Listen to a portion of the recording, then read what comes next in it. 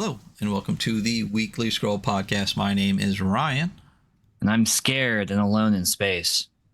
I'm Stella Condrey, a quasi-member of the show. And I'm Josh Domanski, in this case, author, but also quasi-member of the show. Both of you stop saying quasi. You are members of the Weekly Scroll. You are our designated side quest crew, which is part of the show. So Side no question members marks. of the show. You are members. You are members of the show. When we get pins Right, and mugs and cups and stuff made, we'll where's that ad revenue? Well, yeah, we don't get any. We hold 3 cents for the entire year. We are unmonetized. Please do not subscribe to us because then I have to gift a sub so we don't make any money. But today, for those on YouTube, not in podcast line, they can see the overlay is a little bit different. Today we're going to be doing a Mothership actual play where we actually play the game. And this is an adventure written by Josh, so I will let him take over for that. But this is like the second thing we're doing for Mothership Month. For those that don't know, Mothership Month starts the 12th. It goes for probably a month is my assumption. We're doing a couple things for it. This will be our first AP. We'll do a little bit more as the month goes on, and we'll let you know. But definitely go check out our Mothership 1E review that just dropped this morning. But Josh, tell us about what we're going to be playing today. All right, so today we will be playing an adventure that I wrote, or scenario, I suppose. It's called Till Death Do Us Part. It will be part of Mothership Month, but it's a little hidden. You got to kind of go look for it. This is an add-on that's currently exclusively going to be available through the Backerkit project, Interloper. That's by Silverarm and Joel Hines over there. Mm-hmm. So Interloper is its own thing. I'll talk about that in just a second here, but Till Death Do Us Part, if this catches your interest, you got to go there. You got to add it on to that project. And please do. I worked very hard on this. But real quick, Interloper, I do want to talk about this just kind of at the start here because you kind of have to get to that point before you can find my thing. Interloper is, Joel Hines and Silverarm are known for sort of big chunky 40 to 60 page Mothership modules here. This is going to be no exception from what I understand. Desert Moon of Karth is, I believe, probably the more noteworthy one, but there have been a couple of more since then that some folks may have heard of. But this is one to keep your eye on. In a quick nutshell, this is going to be Interloper is a investigative mystery sandbox book that provides a web of interconnected clues, allowing player characters to choose the leads they want to follow or catch up on Podway and go off on a wild hunch. It is this sort of dense and convoluted world where a lot of interesting things are going on top of effectively a murder mystery that you are tasked with either solving or ignoring entirely. But Interloper is going to have 25 locations. There are 3 sort of detailed and mapped locations that typically you can run one-shots just using those little mapped locations, or you can integrate them into the campaign as they come up naturally. And then, of course, there is a series of events that kind of keep the clock ticking forward to push the tension into your characters and force them to act. But go check out Interloper first and foremost, and then second, add on Till Death Do Us Part, please. But for the thing that I wrote, what we're going to be doing today, Till Death Do Us Part is, I think it's pretty unique on the whole in terms of how Mothership scenarios are typically written. I refer to it as a space Southern Gothic, and it's very much pulling on themes that you might find in Southern Gothic literature. It's inspired by stuff like Wise Blood from Flannery O'Connor and Absalom by William Faulkner.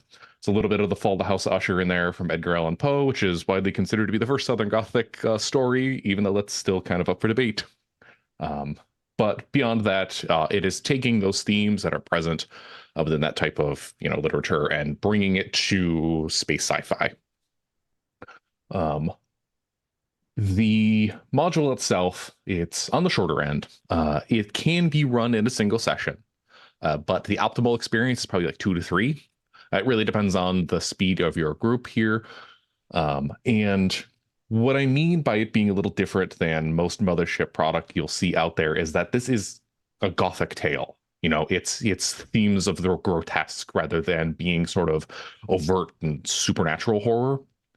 The module as it stands is going to touch on stuff like abuse and obsession, stalking, and then there is, of course, the body horror and whatnot that's in there, but it also kind of delves into religion, at least in some capacity. But I will note, there are a lot of kind of heavy themes present throughout this module. There is also some advice in there about how to modify it slightly. Like if your group isn't really down for what's written in the core, you can make a couple of quick changes that kind of twist it in a more, standard Mothership direction. That might be easier to run. So what we're going to be doing today is taking one of those examples that I provided, and that's what we're going to run. So this will be a little bit of a quicker burn. It's reconfigured for the sake of a one shot here. And again, it's not going to be quite as, heavy as what the module would be if it's run, as is. So keep that in mind. If there are certain things here that you hear and see in this one shot, they might be a little different in the book itself, but the general locations of the broad themes are going to be similar. With that being said, what I'm going to do is introduce this scenario in a broad sense. After that point, I will give the rest of you guys here the opportunities to introduce your characters, and then we will sort of dive into the adventure proper. At some point, we're going to have a quick break, but then we'll continue to push forward. But in a general sense.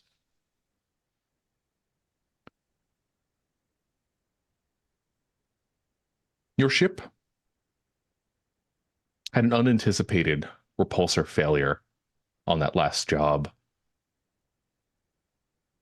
You made money on the salvage that you were able to find, but it was just about enough to cover that repair. Or else it would be your ship sitting in that junkyard.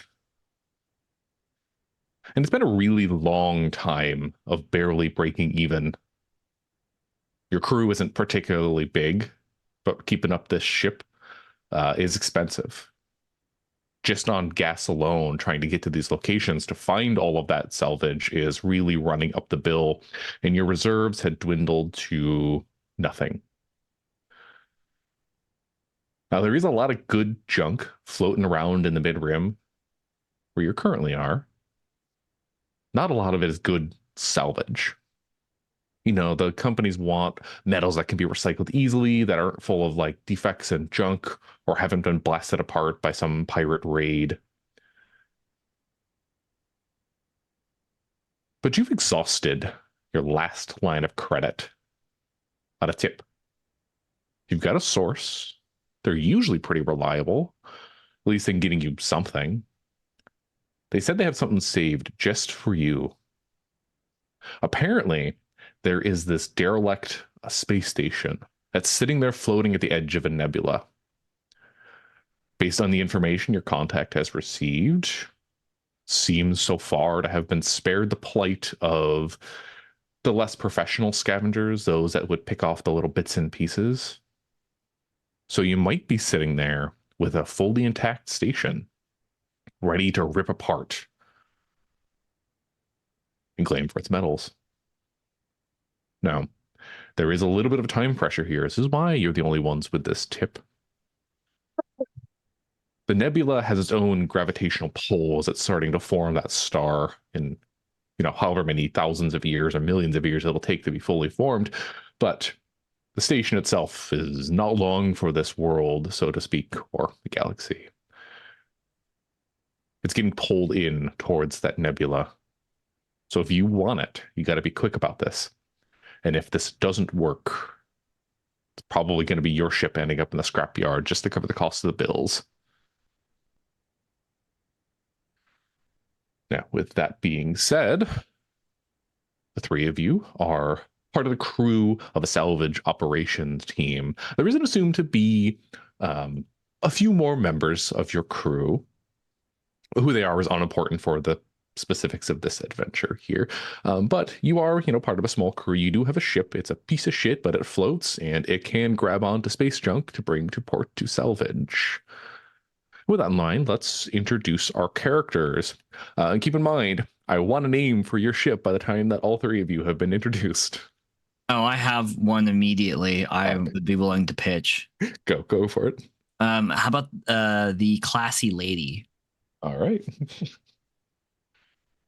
You guys can veto that. I'm not the only voice. I was thinking maybe something like the Amadeus. I think that's a fancy name.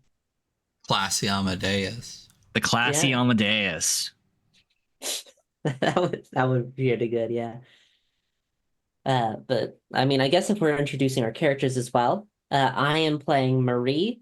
She has the scientist class, and specifically, she's like a surgeon. So she's like the ship medic, in case, you have anything go wrong, broken arm, shit like that. She's the person you go to on the ship. Quick general aesthetics and tell us your patch. Oh, right. Yeah, I forgot your about trinket. Patch. Yeah, my trinket is a moonstone ring. And the patch is actually one that's not in the standard book, but is instead in the Rimbound Transmission Year 1 collection, which is a white rabbit. Nice. She's fairly short and mousy, generally. And oh yeah, there you go. I don't know where my book is, but Ryan knows where my book is. Yeah. It's got a bunch of good stuff in it. Yes.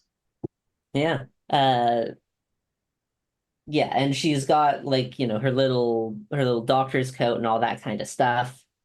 And yeah, that's her sort of deal. Beautiful. I guess I'll go. My name's Jeb. Jeb is a classic miner and mechanic.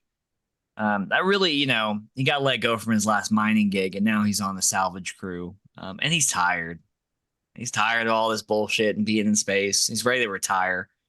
He is, about my height, like 5'7". You guys don't know because you've never stood next to me, but I am not that tall. And kind of a burly mechanic guy. He's got his his beige jumper, that he's wearing. He is a big fan of street art, and so he actually has a can of spray paint as his trinket. And on his arm is a patch that says Troubleshooter. Oh. Nice. My character is Ezra. They're an android. Probably been doing this for quite some time. I think they're probably an older model android. If anyone knows why I picked Ezra based on just the movies, you let me know in the comments. But yeah, they are an android, and they're here to help you guys do what you need to do. They have a Rubik's Cube, or I have a Rubik's Cube that I fidget with constantly. I have a patch on my hazard suit that says, actually, I am a rocket scientist. They also have a defibrillator, a first aid kit, and a flashlight. So I do think, based on the fact that our scientist is more leaning a little bit towards the health bit, maybe that I've known Marie for a little bit longer. Maybe she has, I don't know, used me as the depot for some of her medical equipment to carry around the defibrillator and the first aid kit and everything like that. So between the both of us, I think we'll have plenty of healing. And again, I am the android and I'm here to help. Oh. Real quick, what does Ezra look like? Ezra, gosh, when you look at like all the androids, you're just like literally fucking a scary guy. Yeah, I would say just definitely, yeah, just like a guy, average height, like pretty much average, the most average person you've ever seen.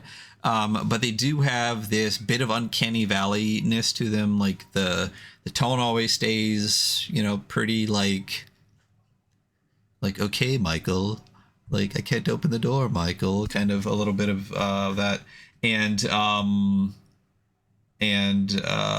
you'll often find them just kind of like staring.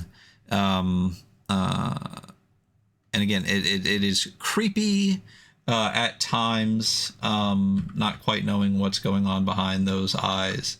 But yeah, I would say just average height, average build, brown hair, hazard suit. Uh, Question as far as like even hazard suit and stuff goes, like that's a bulky thing. Is that something that the android wear all the time, or something that they would just put on when they need to? Really up to you. Well then, yeah, fuck it. I'll wear it all the time. I'm an android. I don't give a fuck. Yeah. Yeah, you're right. The way that it's Androids- described is that it is sort of it's a suit. It's Yeah, it's bulky. And androids can't get swamp ass, so it's fine. Yeah. I was gonna say I don't sweat, so yeah, so I'll rock the hazard suit all the time, hood back with that I am a rocket scientist patch on it, and like one of the mini like zips and stuff like that is where the defibrillator and the kit comes from. So hazard suit, and then again, just the most average brown hair, blue-eyed man you've ever seen for their face. Yep. And just to note, the way that I like to run Mothership is that if you are a crew with a ship, you do have the benefit of being prepared with that ship. That mostly means that you have access to what I call the explosive decompression suits. These are a suit that does not have armor points beyond just like the 1 point that you would see with typical clothing, but it can be used to do spacewalks and use in the vacuum and zero-G environments with a limited oxygen supply. Again, it's primarily used for if your ship comes under disrepair or attack and you need to kind of like suit yourself up to not get sucked out into space. But it doesn't provide a whole lot of protection, and crews without a whole lot of money might be using these emergency suits as primarily means of spacewalking to do repairs and whatnot. So if you need it, you have it. Just keep that in mind. But it is very easy to tear, very easy to break, and it's meant for emergencies. So. It's our spare tire. Got it. Yeah. And if you can think of any additional items that you might have that a salvage crew would need, especially because I'm going to tell you exactly what you've been tasked with, we can generally assume that your characters have them to some degree. They're probably a piece of shit. They're probably secondhand at the very best, or have been on this ship as long as it's been in operation. But there is like the quantum inventory, things that you might have simply by nature of your profession. I think I'm gonna take a crowbar with me then. Okay. Easy enough. That makes sense. Well, what exactly are we salvaging here? Allow me to tell you. Yeah. All right. So your ship, the vessel that you fly, even with a small crew, is still fairly large. You can think of it like a flying U, so to speak. You have the main portions of the ship, the cockpit, the passenger cabins, and whatnot, kind of contained within the bulk of the back, and then two arms jut out, up from the main portion of the ship. The idea being that those arms have gravity well projectors in them. You go to salvage sites, you hook on to whatever you're trying to pull back, you move your ship to a part of safety, and then the crews will kind of go out and cut up the useful pieces and bring it into the storage bay that takes up the bulk of the ship. All that processed material, once it's been broken down, you bring to a junkyard or salvage port, and you sell for whatever scrap prices are on that given day. It's a pretty straightforward affair. This job is probably a little bit bigger than you expected. As your ship juts out of hyperspace at the coordinates provided by your source here, You see that station, the one you're after. Now, before you, what takes up most of the viewport is the nebula. You know, the swirling mass of space gases slowly being kind of coalesced into a very intense point of gravitational pull that will eventually become a star, at some point long after you're dead. But you can see it, the silhouette of the station kind of set against all those swirls of, stardust effectively. It looks like somebody had towed an asteroid here at some point. Some big space rock, a hunk of debris, sunk originally in gravitational orbit, but built and modified from that structure. You see what comprises the station itself, various bits of metal and room and whatnot, kind of, pushing themselves out of rocks. It looks elegantly designed to your potentially untrained eyes, at the very least. And it looks like it would have been a hell of an expensive venture at some point in the distant past. Now, early readings of the station give a little bit of a surprise. It has power. You can see the asteroid itself apparently has a set of engines kind of attached or jutting out of the bottom portion. Those have some pull to them. You can see they're still sparking, and that's what's keeping the asteroid in orbit. But it's clearly failing to some degree. Is even tracking there. You can see that the orbit of the station will eventually take it into the core of the nebula in a very sort of immediate future sense here. Not like hours, but it's a little hard to tell. Maybe days, maybe weeks. Either way, longer than you have to salvage the metal of this station. So your captain has given you three a task. You've drawn the short straws, or maybe it's because of your expertise, or maybe you volunteered. It's really up to you, but the three of you are the ones assigned to this. The station has power. The station has engines. You might be able to get in there, find the control center, and set that thing to push itself out of the gravitational pull of the nebula. Get it away safely, and get it far enough away where you can salvage it till your heart's content. After the station has been safely arranged, you've got your, months or weeks worth of operation that you can do ahead of you, even if you need to cart back and forth. But there is a substantial amount of metal materials or useful things that are there as long as you can get to them. So they're sending you in. Alrighty. Great. Sounds good to me. I do. So that's why I'm bringing my portable computer terminal in case I need to work with any of this. I'm not particularly good at computers or nothing, but I have a feeling Jeb didn't want to go, but the captain made him go because he does have a great industrial equipment and mechanical repair skill. You also have explosives. I also have explosives, so yeah. It's funny. I have a skill in computers, but you have a computer, and you have skill in field medicine, and I have a first aid kit and a defibrillator. I got a crowbar and can-do attitude. And some cigs. And some cigarettes. Those are hard to get in space, Not a lot of stations let you smoke them. Very sad. Yeah, imagine being the asshole. Imagine being the asshole that smokes inside the space station. That's Chad. That's Chad, it's 100%. It's not like you're going on a spacewalk and for a puff every 15, But yeah. I hear space vapes are all the rage these days. Yeah. Vapes. Space vapes. Yeah, it's a little digital cigarette he has. It's just like, it's in the shape of a cigarette, too. Also, kids.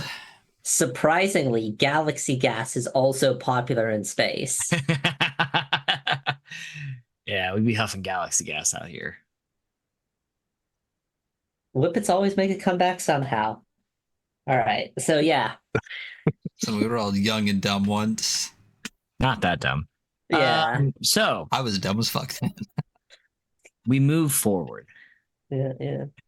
Oh, we're doing that tonight. Yeah, we're going there after discussing all of the drugs we did. Our youth, Definitely not all. be it nicotine or nitrous. By nicotine or nitrous, we were going forward. All right. Alrighty. So you have been given a small shuttle to get down there. They're not going to take a big, salvage ship into the station itself. It does have a hangar. The hangar is small, meant for more private craft. And taking the shuttle in, you find the hangar, despite, knowing the station has some power and some regard. The hangar, the doors hang open. It's depressurized. The artificial gravity isn't active, and you see a bunch of detritus that kind of floats around between lattice docking arms. The guidance system is no longer functional, if it was ever there at all. It's a little hard to tell with its current state. But you're able to dock fairly easily. There's no longer any vessels in here. There's plenty of room, and your ship is fairly small. It's really just to get you here. It is a little bit of a spacewalk between the docking arm that you've attached yourself to and presumably the airlock that lies ahead. The surprise comes when you open those airlock doors. You see not really the setup you were expecting. It's a single room. On the far side, the room itself is almost circular in nature, and there's glass walls kind of ringing around it. Beyond the glass is just barren rock at this point, only a small gap between them. And it's when all three of you step into this chamber,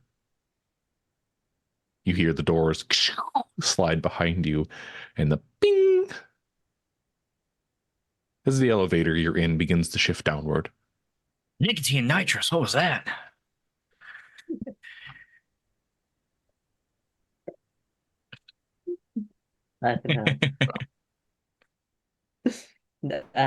So yeah, this thing is just immediately like going downwards, right? Yes.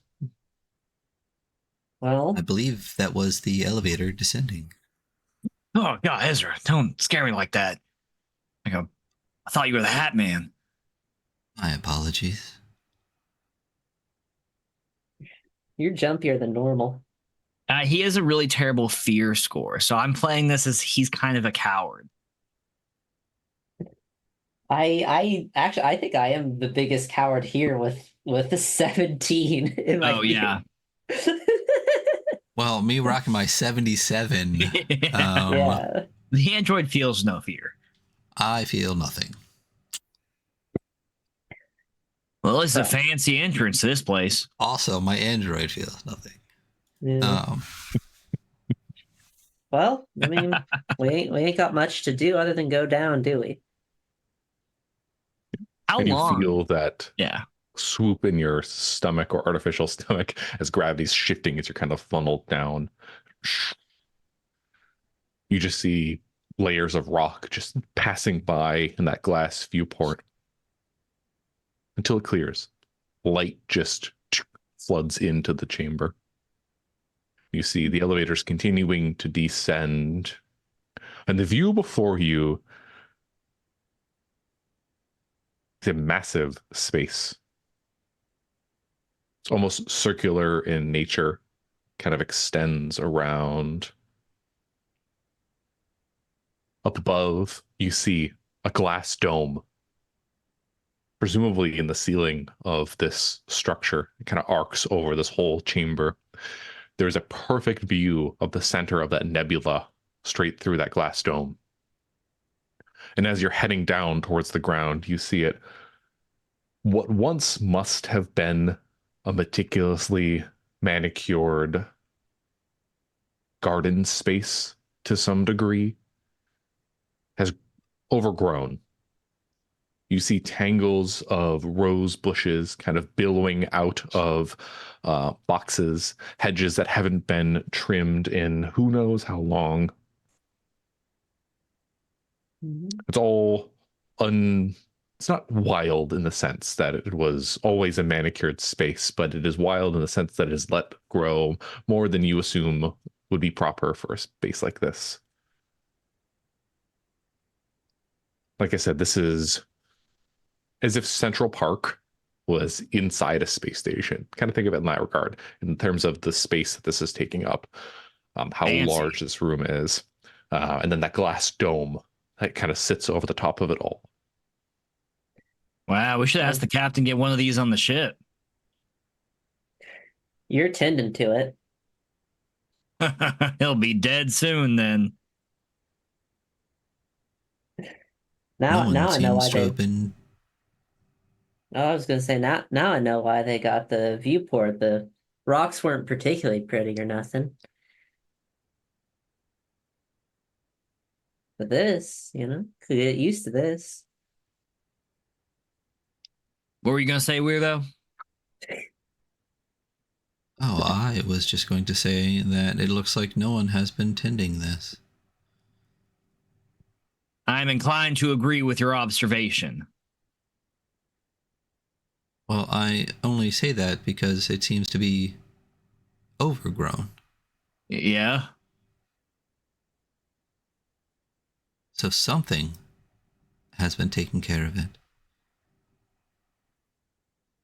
You used to be taking care of it, but not anymore. That's for certain. Well, I'm sure the systems that I'm sure it's got timed watering systems to keep the water going. I don't know if anyone's actually been by hand tending it. Yes, I'm sure that's what it is. Oh, you terrify me. You feel the sudden deceleration as the elevator comes to a rather abrupt stop. It's coming down the tube and then it settles with a bing. The doors open once again. Oh. Now, walking out into the space, you can see the where here a little more clearly. It looks like the walls of the structure, that circular walls, were once covered in video walls, essentially. You can still see some of them are active. Like the the LCD screen walls that you can see in like convention centers and stuff these days. Well, the wall structures were built of those sort of paneling set up here. And it looks like they were projecting green space to make this whole garden area feel larger than it even is. But the panels are burnt out. Some of them are flickering. Maybe a third of them actually still show that imagery. And even then, the screens are sort of burned and, dated. But the space itself is rather large, as I said. You can see off in the distance, you're on one end of it. Towards the middle, there looks to be this gazebo type structure. It sits kind of pitched upwards, a nice little bell ceiling or roof over the top of it. It's white paint sort of fading and chipping. And then even further beyond that, what looks to be embedded into the wall of this structure is the facade of a white columned house, complete with a lavish patio. The first thing I'm doing is taking as big of a sniff in as I can of just this greenery and all that stuff. So you take your helmet off and then just breathe in the air? Yeah, just breathe in, the smell of dirt and stuff. That good stuff. Now, you breathe it in. There's two things. One, you get the sort of stench of heavily recycled air. Ugh. And two, You do get the smell of pollen, the fragrance of the roses that kind of like fills the space. There are no other odors beyond just that, and it's very intense given how packed this is, but you don't get the dirt, you don't get like the smell of mulch or anything along with it. It is stale air and rose. Ugh. I'm putting my helmet back on. You're not supposed to take your helmet off. We have not checked this facility yet. We don't know what killed everybody. It could have been an airborne bacterium. If I die, I die. It was. I don't want to smell. La-dee-da. I don't want to smell recycled air no more. It's terrible, and it smells like that in here. I'm putting it back on. A fart in your rebreather. I'll shit in your cereal. Space farts. That's what we get. Lots of space farts. So in my mind picture, we're on a level full of overgrown greenery with a giant dome viewport above us and a white paneled house just kind of popped in there. Yep. So you're on one end. The elevator shaft has kind of deposited you there. Said circular structure, dome ahead, gazebo center, white house far end.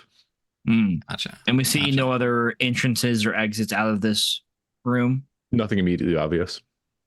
Well, I guess we'll just go knock on the door, see if anyone's home.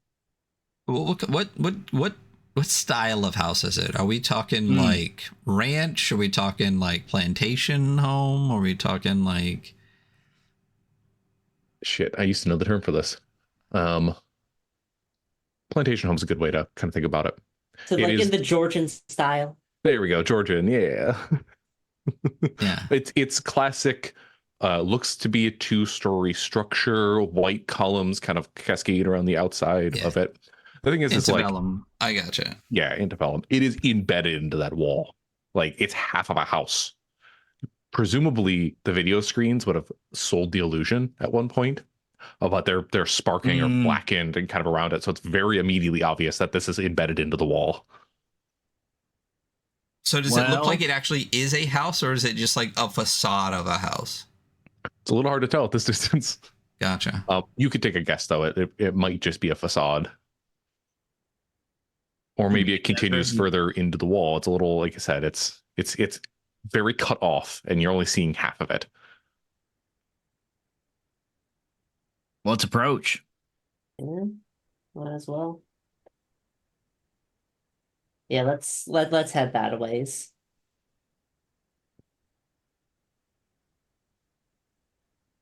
Now it is silent in here. And you're used to silence in space, but this is potentially more eerie given the size of this structure here and the fact that you are indoors. So your shoes are crunching against gravel that makes up these paths here. As you kind of have to wind your way through. There are, like I said, those rose bushes have well since extended their boxes. They're kind of spilled all over the place, filling this room with bramble and thorns. You get about maybe a third of the way there before another noise kind of catches your ear beyond your breathing and the sound of your footfall. It's a soft crying.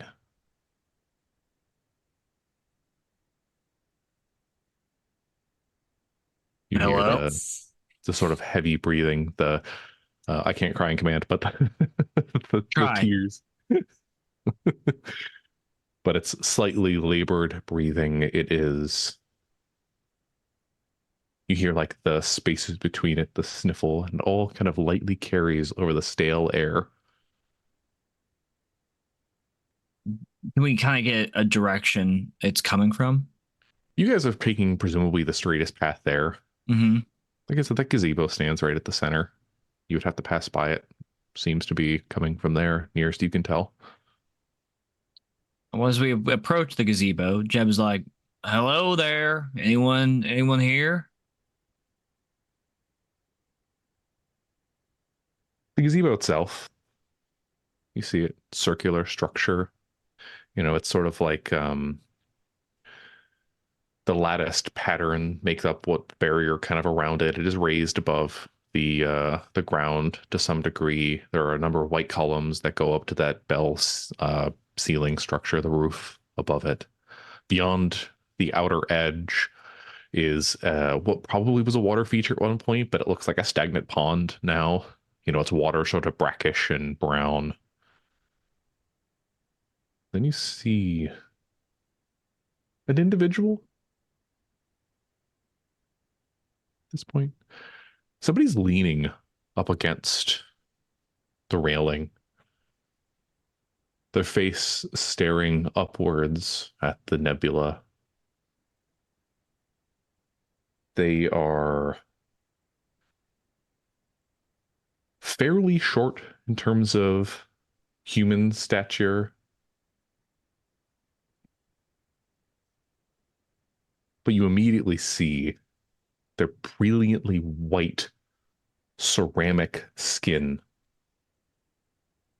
and the articulation of the joints on this android. And then cascading from their back appear to be an intricately patterned set of silk wings. Oh, Nicotine and nitrous. What the fuck is that? it's a freaky ass doll. That's what it is. Freaky ass fucking doll. Ezra, go up there and talk to it.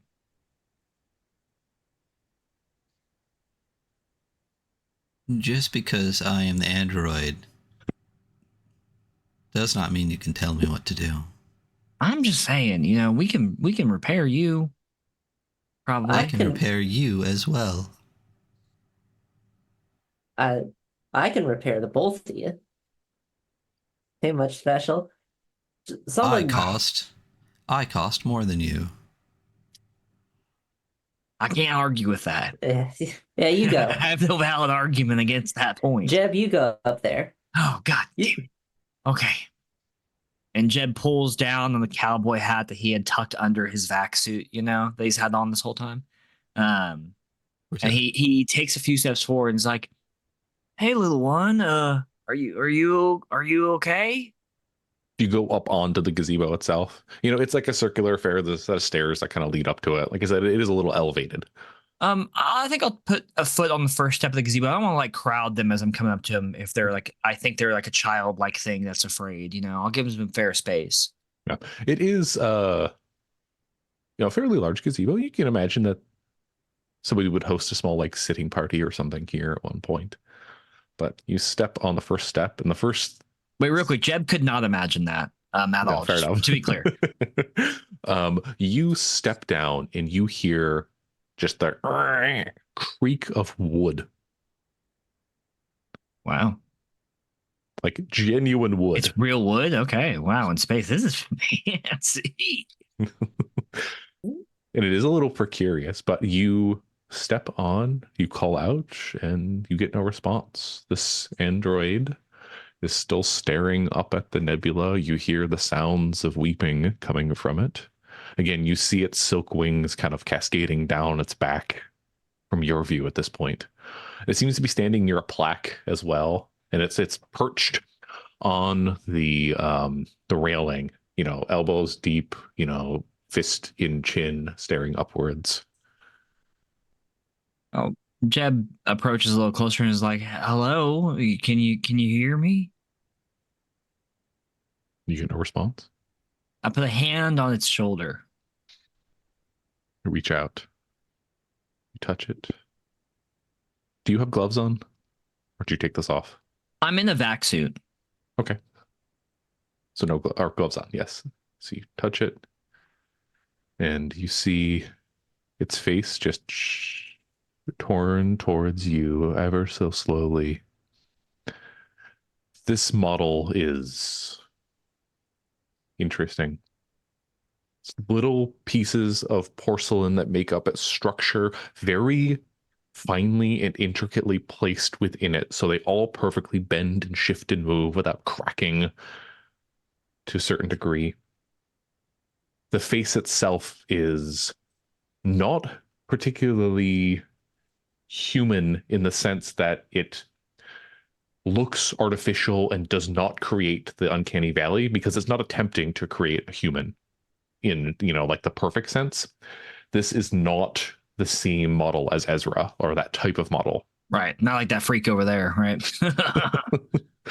And as it turns to look, you see its rather basic set of photoreceptors coming out of the corners and cascading down the face is a gold liquid. It just comes down. You see it drip off and splat onto the ground.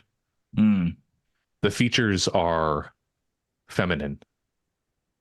And at least as far as you can tell, the structure of the android appears to be built in that form.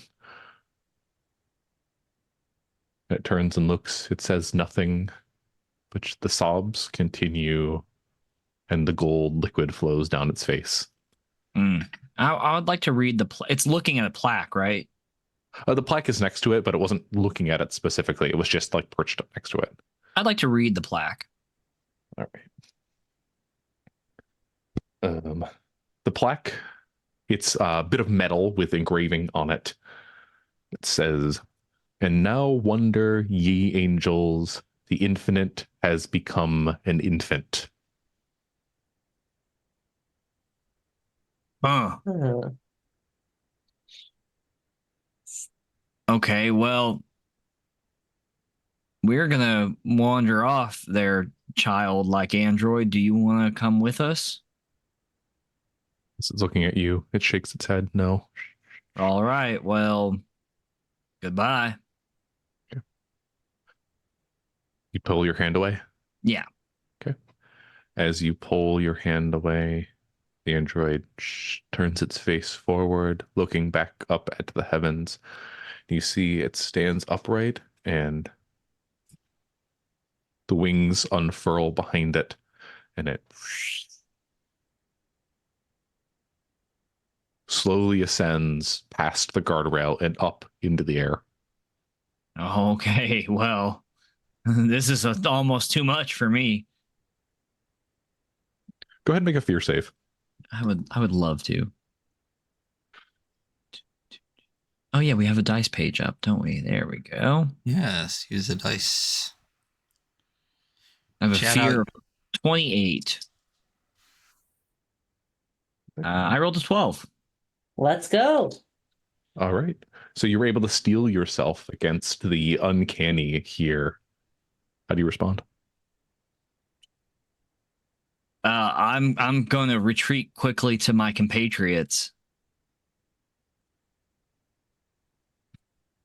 Okay. So Marie and Ezra, you were watching as Jeb did this. You probably weren't too far away, so you could have heard the dialogue, and it's so quiet here that would have carried anyway.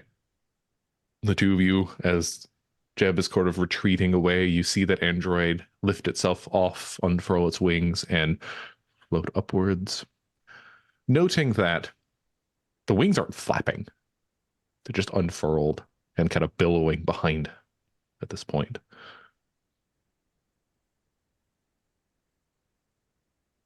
Someone must have liked little angel dolls or something.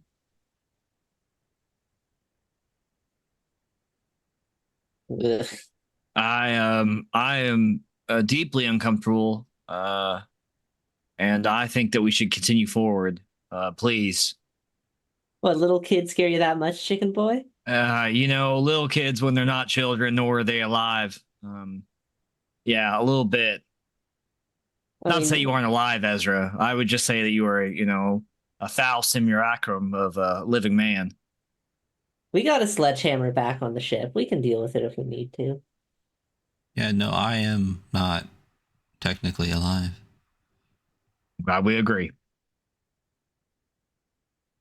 Whew. Well, let's get a move on. So you guys want to move to the house? Yeah. Yeah. There might be some. There might be some. I was going to suggest if we got fancy little dolls or whatever, there might be jewelry, Seems like the kind of thing a weird old woman would have. Weird old women love gold jewelry. Yep. So is this thing? This thing is just like in the air. So it has, removed itself from the railing, began floating upwards. It's not going like fast, but it's staring upwards. And as you see it, it has arms kind of outstretched. It's floating upwards towards that dome ceiling. Its wings, silk in there. These are like doilies, is probably the best way to describe the wings. They're very fine fabric of some form, and they have all sorts of kind of swirling, intricate patterns on them, but they're very clearly like wings. Uh-huh. But it's holding its arms aloft as it's floating upwards, head upturned, heading towards the glass ceiling, but not particularly fast. Am I aware of anything about this particular model, having seen it? And even as an android, and you said you were a fairly older model, this is something new. It's that new. Got it. Do I even understand what type of propulsion it's using?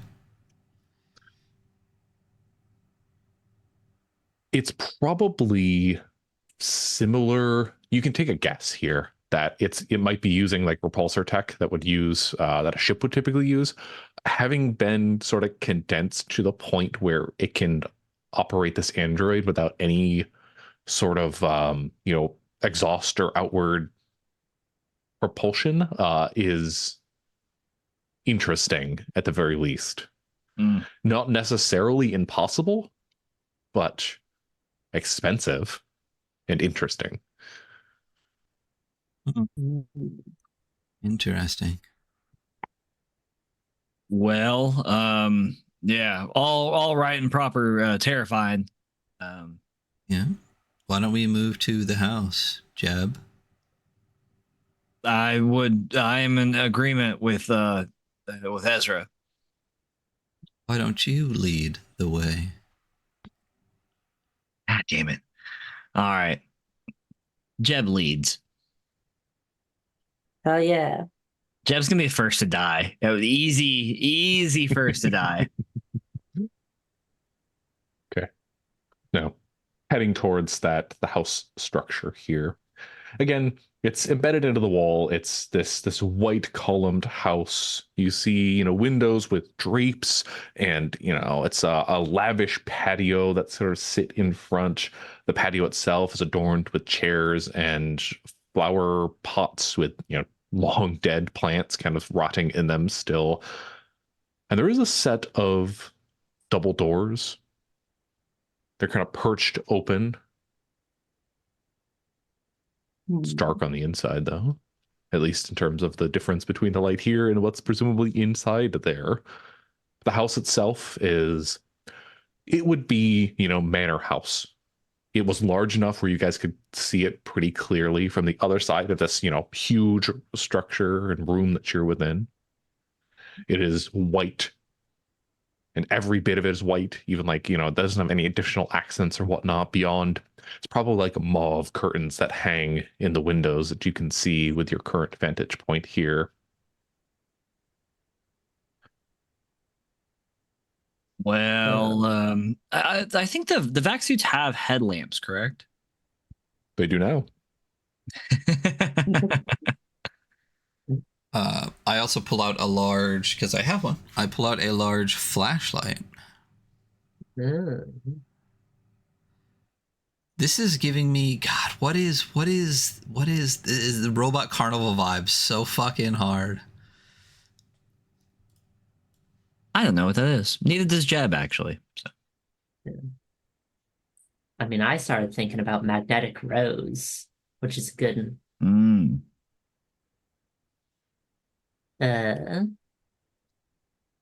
used to get magnetic rose confused with a really dog shit one, though. I forget the name of the dog shit one, but it was dog shit. I know that for certain. So we enter the house. Yeah, we have.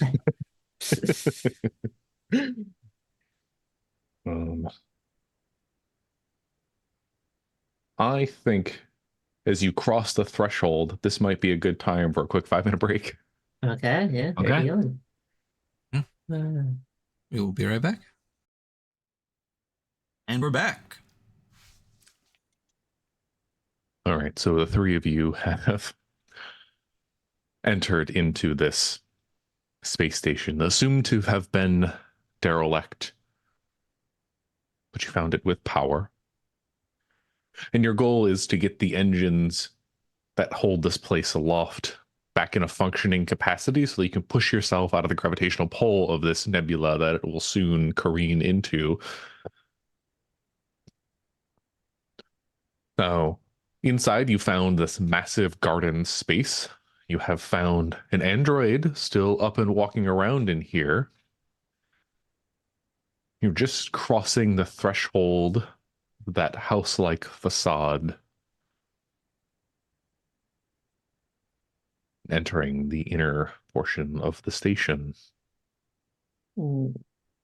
Now, as you pass through, it becomes immediately obvious, the illusion of the house and whatnot. It was very clearly just a facade at this point because the space inside here is vastly disproportionate to what you would assume would have been in a house. I'll talk a little bit about the general aesthetics here.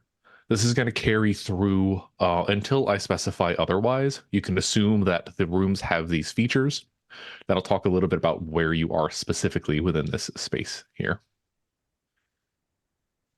In general, as you look around, you see with your large beam flashlight, you see ecru walls, exposed wooden beam ceilings, and swirled marble floors with accents that are sort of black designs.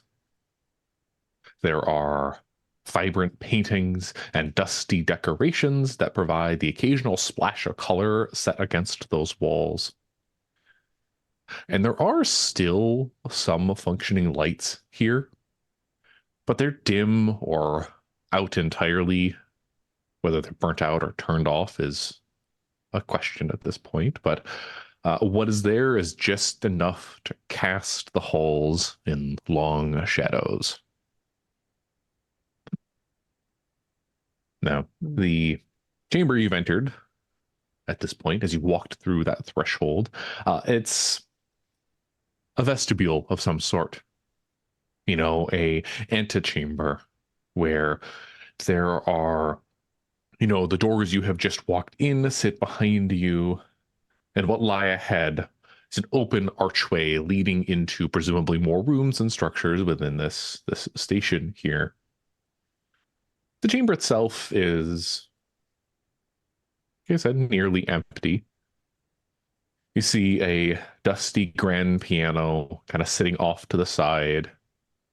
And there's a wooden podium that sits adjacent to the door and structure set up that looks like a cloakroom of some form.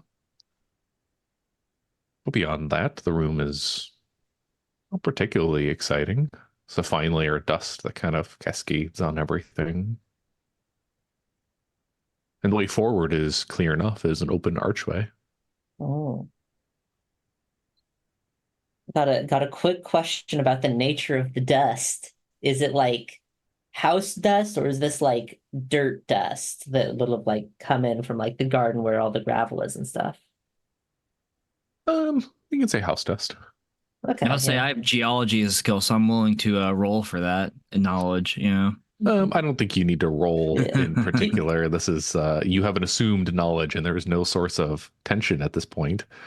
Well, beyond the we really need to figure out if this dust is from skin or from dirt. It's so important. As you quickly look up and analyze and spend far too long looking into it. Hours in thought. It's a little mix of both. From what you can tell, it seems to primarily be house dust, but it is not so clean as to not be dust from other sources either. Good enough. I say we just keep moving forward. We're looking for specific things here, and I don't think it's in this house. I still think there might be gold jewelry or something. We don't have to tell the other crewmates about the gold jewelry. Yeah. Like I said, there is this, there's that piano there is the cloakroom, there's that podium, there are paintings and decorations on the wall, even if they are undescribed at the moment. You can assume that they exist here. Actually, I think I'm gonna go to the piano and just tap a little bit on the keys. Okay. Just cause. You walk up. Do you sit down? No, I think I'm standing up and just, You can see it's one of those black setups there. It's not perched open or anything at this point. It is kind of like closed up, but the keys are exposed. As you reach down to the note you press is out of tune, even to potentially your untrained ear. Do you know how to play piano? I think I know enough piano to impress someone at a party, but not enough to actually be impressive. Okay. So you know that this note is out of tune as you pink, and then you see it, the little, what do I call this? The full board snaps forward. Make a body save. All right. I had to roll. And Ooh. 9. Hey, that's a success. So you succeeded. All right. So Very you shocking. quickly, you pull your finger back as you hear the clack of wood on wood as the fall board kind of clips forward. After a second, it flips back up, exposing the keys. Booby trapped. Christ. Have you learned a valuable lesson here? Yeah, have you touched it first? Fucking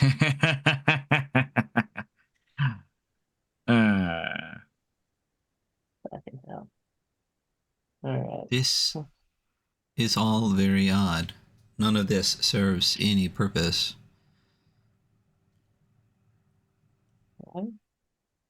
I agree with the 10 man here. I would prefer if we kept moving towards our destination. Don't touch Yes. it. Yes, the blood bag has the right idea.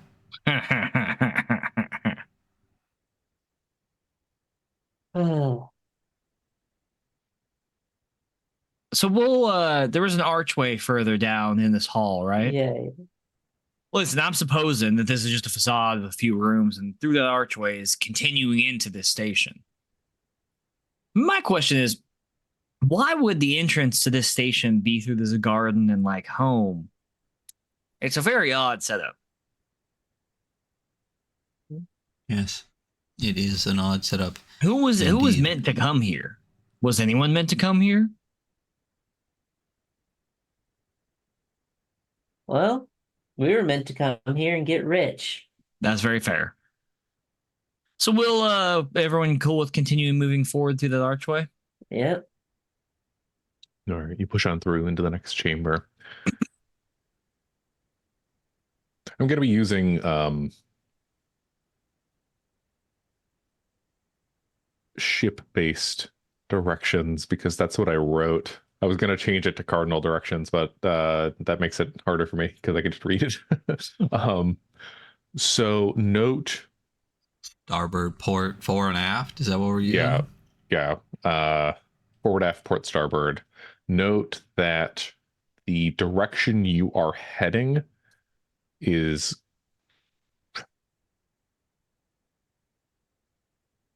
Jesus fucking Christ, it's starboard. So I'm orienting in a very strange manner here. So if we're doing cardinal direction north based on map orientation here, forward would be the north sort of direction. Doesn't mean anything unless we pull the map up, but I actually have a ship directional map pulled up. So north, you were saying that was port, or so if we're talking, two-dimensional plane, we're staring at a dungeon map here. We might be staring at a dungeon map here. We would like to be. What would typically be cardinal north is the forward direction. If we're forward, aft, port, starboard. something like that, yeah. I know forward. one of these are port, one of these are starboard, but I do not know what the map looks like. Yeah, so I'm Nor do going I to know them on the use best of days. I'm going to use those descriptive terms as we talk about the adventure. That is sort of in a meta sense. If you need to understand your character's orientation in a room, just let me know. It's just a little easier for me to use my own notations here. Because north, south, east, west didn't make any sense in a floating space station. So, That's true. all right. As you enter this chamber, you find yourself in a large circular room. In and of itself, beyond the walls and the marble flooring, it's fairly empty, except for various landscape paintings that are evenly spaced out along the walls of this room here. You see the room itself splits off into hallways that head in um, the forward, aft, and starboard direction, including the port direction behind you. I'm gonna get this all fucked up. All right, so you enter this room. There are 4 hallways. They're situated in the 4 corners. Forward, aft, port, and starboard. The forward, what would be north on our map here. As you kind of stand in, you get a faint whiff of stale smoke that kind of catches your nose. Second. Okay. There's just as you kind of head around what would be the left-hand side of this chamber. That's a better way to describe it. You catch that whiff, and that is Jeb who catches that specifically, and it's ever so faint on the nose. Stale smoke being stale cigarette smoke or cigar smoke or tobacco or something enticing in that regard, but it's just the whiff of it catches your nose. Yeah, that reminds me. I pull out a cigarette and I light a cigarette. Yeah. The remainder of the directions, there is it's the open archway that's behind you, and then the other 2 are seeming to be short hallways. There are their own archways in and of themselves, but they have hall structures that lead outward. All 3, beyond the one that you just walked in, do have little halls. It's just that one that gets a little faint smell of smoke. In the port, I say we follow the smoke cell. I am unsurprised you would say that. Well, there might be people here or the remains of people, and it'd be good to know what happened. Also, I only have a few cigarettes left. There it is. All right. Whatever faint whiff of smoke was detectable is now drowned out by the fact that Jeb has lit a cigarette. I knew where it came from. Yeah. This is the spacefaring future where the Cuban lung cancer vaccine is no longer exclusively the Cuban lung cancer vaccine. So it's fine. Smoking's cool again. Yes, smoking's cool again. There's a lung cancer vaccine. All things come full circle. Yeah. Yeah, I mean, does anyone care which direction we head in? Follow this. Where there's smoke, there's fire. What's the orientation of this group in terms of like heading down the hallway? What order are you in? Oh. Well, Jeb's leading the way. I Jeb's leading the believe way. I'm in front. I'll be heading up the back. Heroically. And I will be in the middle. Also heroically. I'm a heroically sandwiched. Jeb's the first pass through. It's another small like archway heading down into a hallway. A wooden door lies at the end. Jeb, as you pass through, as we're behind Marie, just before you pass through that archway, take a quick glance back at that room that you're exiting. Just for an instant, you see flash. It's as if a lively crowd of guests dressed in formal wear have filled the space, but it's there for the blink of an eye and then gone.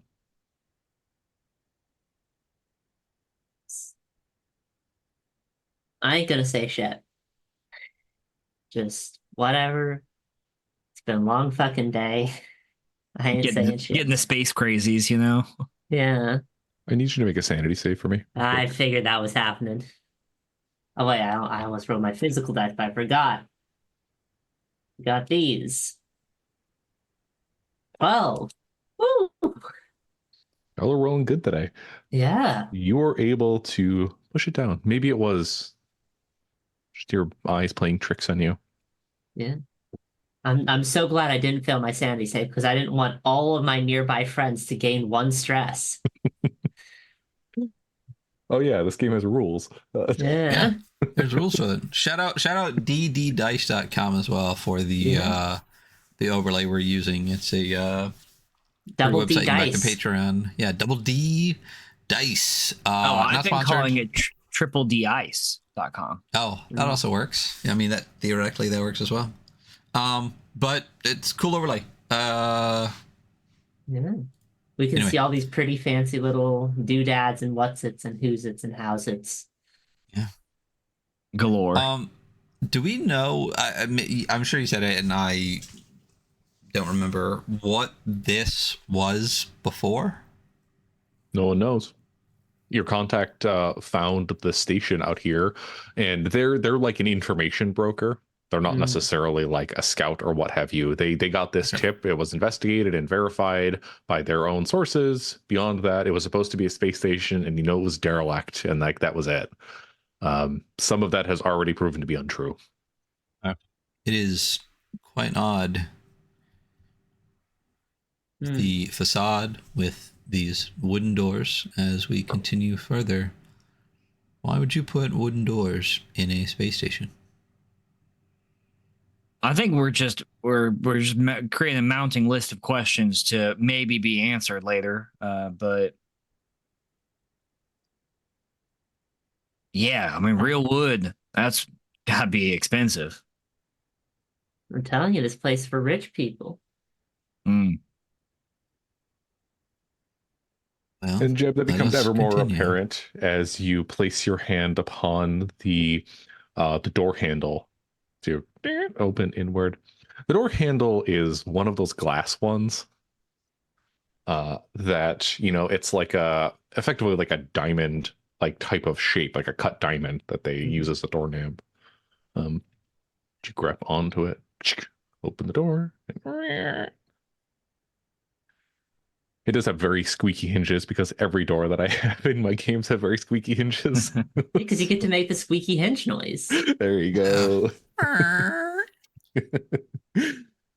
As you open the door and stare inward, you see a room a little smaller than some of the ones you've been in, a little more condensed. The room itself has a richly stained wood wainscot. Wainscot. I think that's how you say it. We got waincoats, guys. Fucking Christ. I don't know. I write these words and I never say them out loud. It's that little like detail on the wall that only goes up to about your hips, but it's little wooden panels instead of wallpaper. Mm-hmm. But above that is floral wallpaper that kind of covers the walls. In and of itself, the wallpaper is old. It's stained with smoke, and it becomes apparent because it's the lingering stench of stale tobacco currently mixing with the active stench of tobacco from that cigarette. But as you walk in, you see the center of the room is just dominated by 3 billiard tables. They have that green felt on it. Still fairly good shape, all things considered, though everything again is probably covered in dust here. Off to the side, you see cracked leather chairs, surrounding pair of felt-covered card tables. Stacks of chips are still held in place. You see like the packs of cards laid out on the table all look like they haven't been touched in quite some time.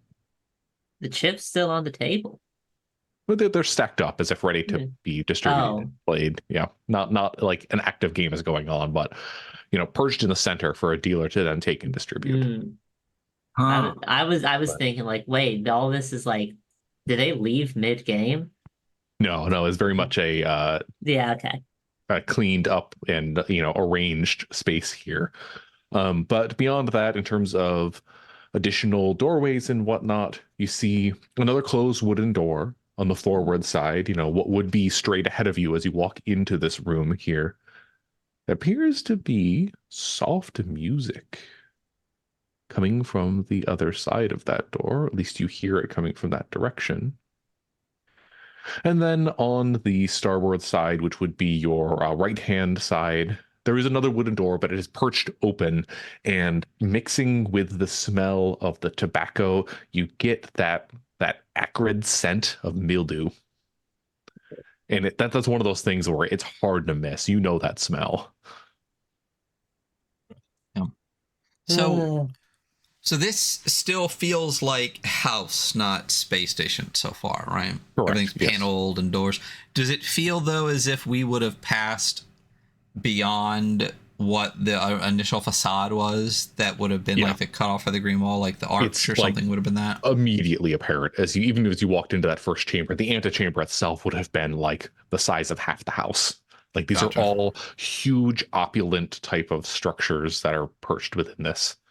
So far it seems like the entire station is just this weird house situation. So far. Interesting. So far. Yeah, I think Jeb's gonna walk up to one of the billiards tables and he's gonna take an 8-ball and he's gonna put it in his pocket. Don't touch shit. Is it 8-ball or 9-ball on the table? Oh yeah. I don't know.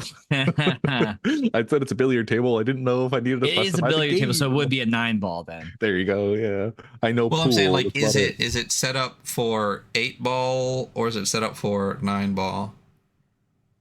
You tell me. What's it set up for? Well, if they're wealthier, I would assume 9-ball. There we go. 9-ball it is. All right. I take the 8-ball either way. So yeah, well, there's an 8 whether you're playing full rack or 9-ball anyway. All right, easy enough. As you pick it up, it is. Have you, as a character, played a billiards game before? Jeb definitely has played both like a decently made billiards and pool, and also really low end like snooker.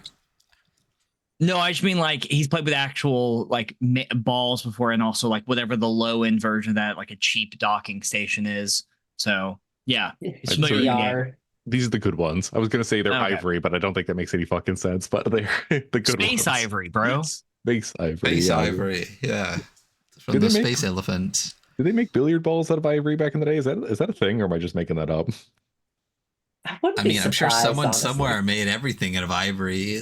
Yeah. I didn't know if it was a hard enough material to make something that needs to withstand that, but it is the good shit, as they say, as you pick up that ball. Yeah, I pocket it.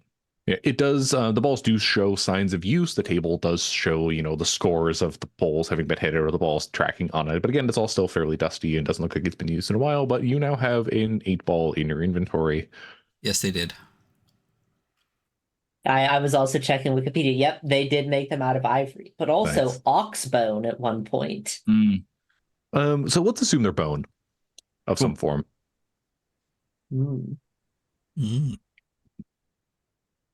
Well, bone balls. Well, y'all, I mean, this is a truly perplexing experience. Don't touch that shit, man. It's booby trapped. I think I got it. No, but when you get your fingers broken, I ain't setting them again. You're setting them yourself. Ezra will set them. Ezra, don't set them. I would rather he touch the things than we do. All right. So we have 2 doors leading out of here. One is propped open. The other one has the faint sound of music behind it, correct? That's correct, yes. And then there's the one behind you if you want to use it as well that you've entered in. Yeah. Well, y'all, do we want to, which door?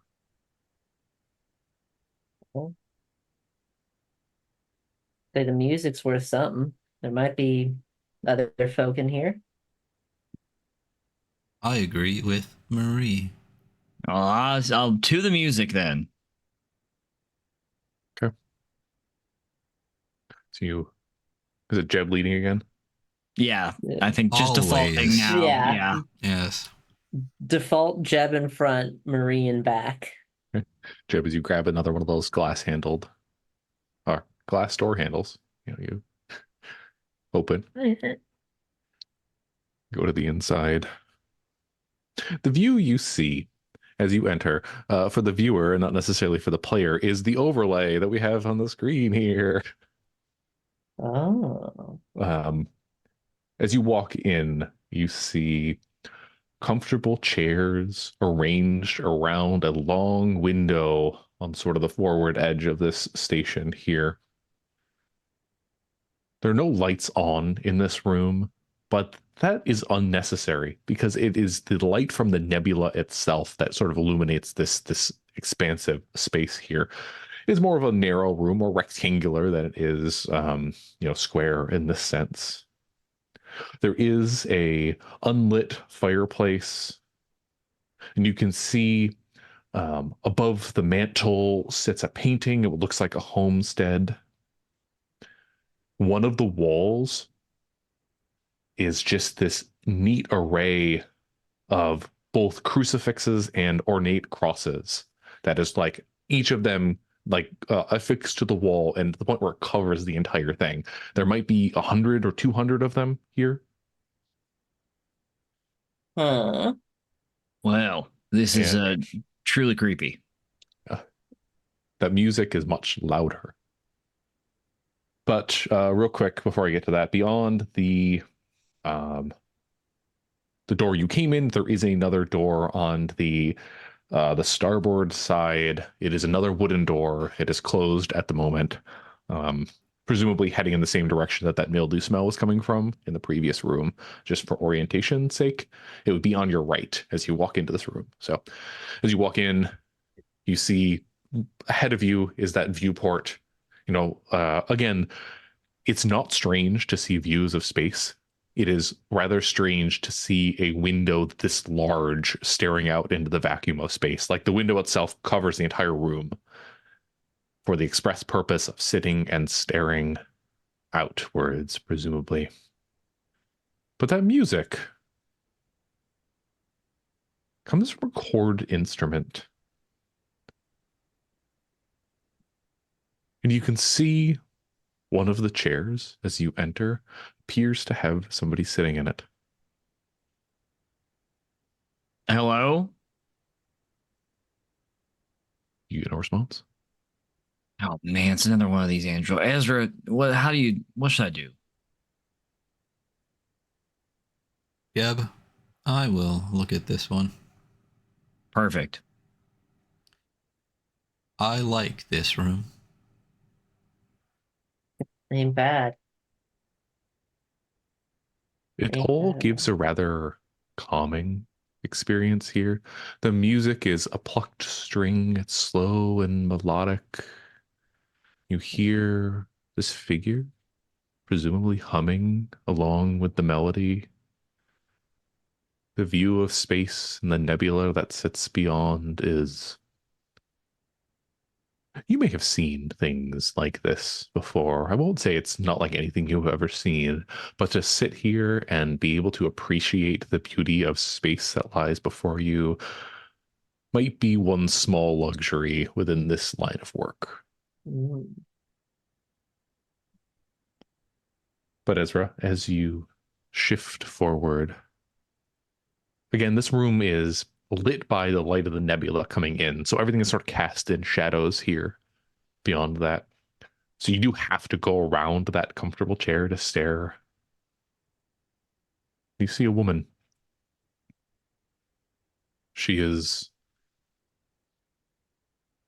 Let me make sure I'm being consistent.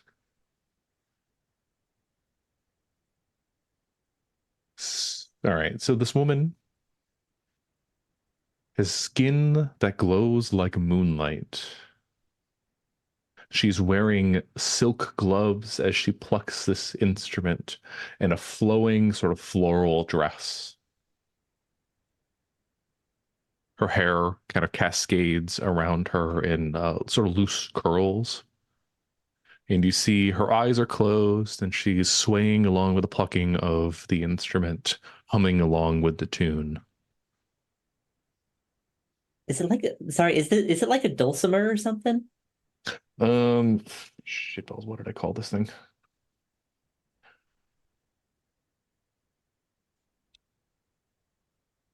It's a Sorry, I wrote this. ukulele. She's just like A chord zither is the actual term for this thing. But it's it's like a dulcimer. yeah, it's not quite a guitar. It is it's like a harp and a guitar had a baby, for those who do not know what a chord zither is. Yeah. Yeah. just so people know for next time. I think there's been one so far. Fear saves made by close friendly players are at disadvantage around me. Oh, whoops. Well, The trauma response is the thing I forget every time I run Mothership. Yeah. And that's just always, right? Or is it just when something... The idea is that androids are sort of unsettling at a baseline, putting your crew on edge. So it is, as long as you're like standing next to the android, you're already on edge. So disadvantage. But if you're sort of away, you know, if the android's in the other room, then you're fine. Jebba's far away from me at the gazebo. I was next to you. Yeah. So I want to walk up in front of this woman. When I look at her, kind of standing in front of her, does she look like an android or does she look human? Looks human to you. There's something a little bit off, though. I'm just going to stand right in front of her. I'm going to say, "Hello, ma'am." She's sitting there. Her eyes are closed. Bing, bong, bong. Plucking away at this instrument. And the thing is like, it's good. I made a joke there, but it's very melodic. It's very, you know, this is a professional at work, kind of plucking away at this instrument here. I pull out my defibrillator and I give her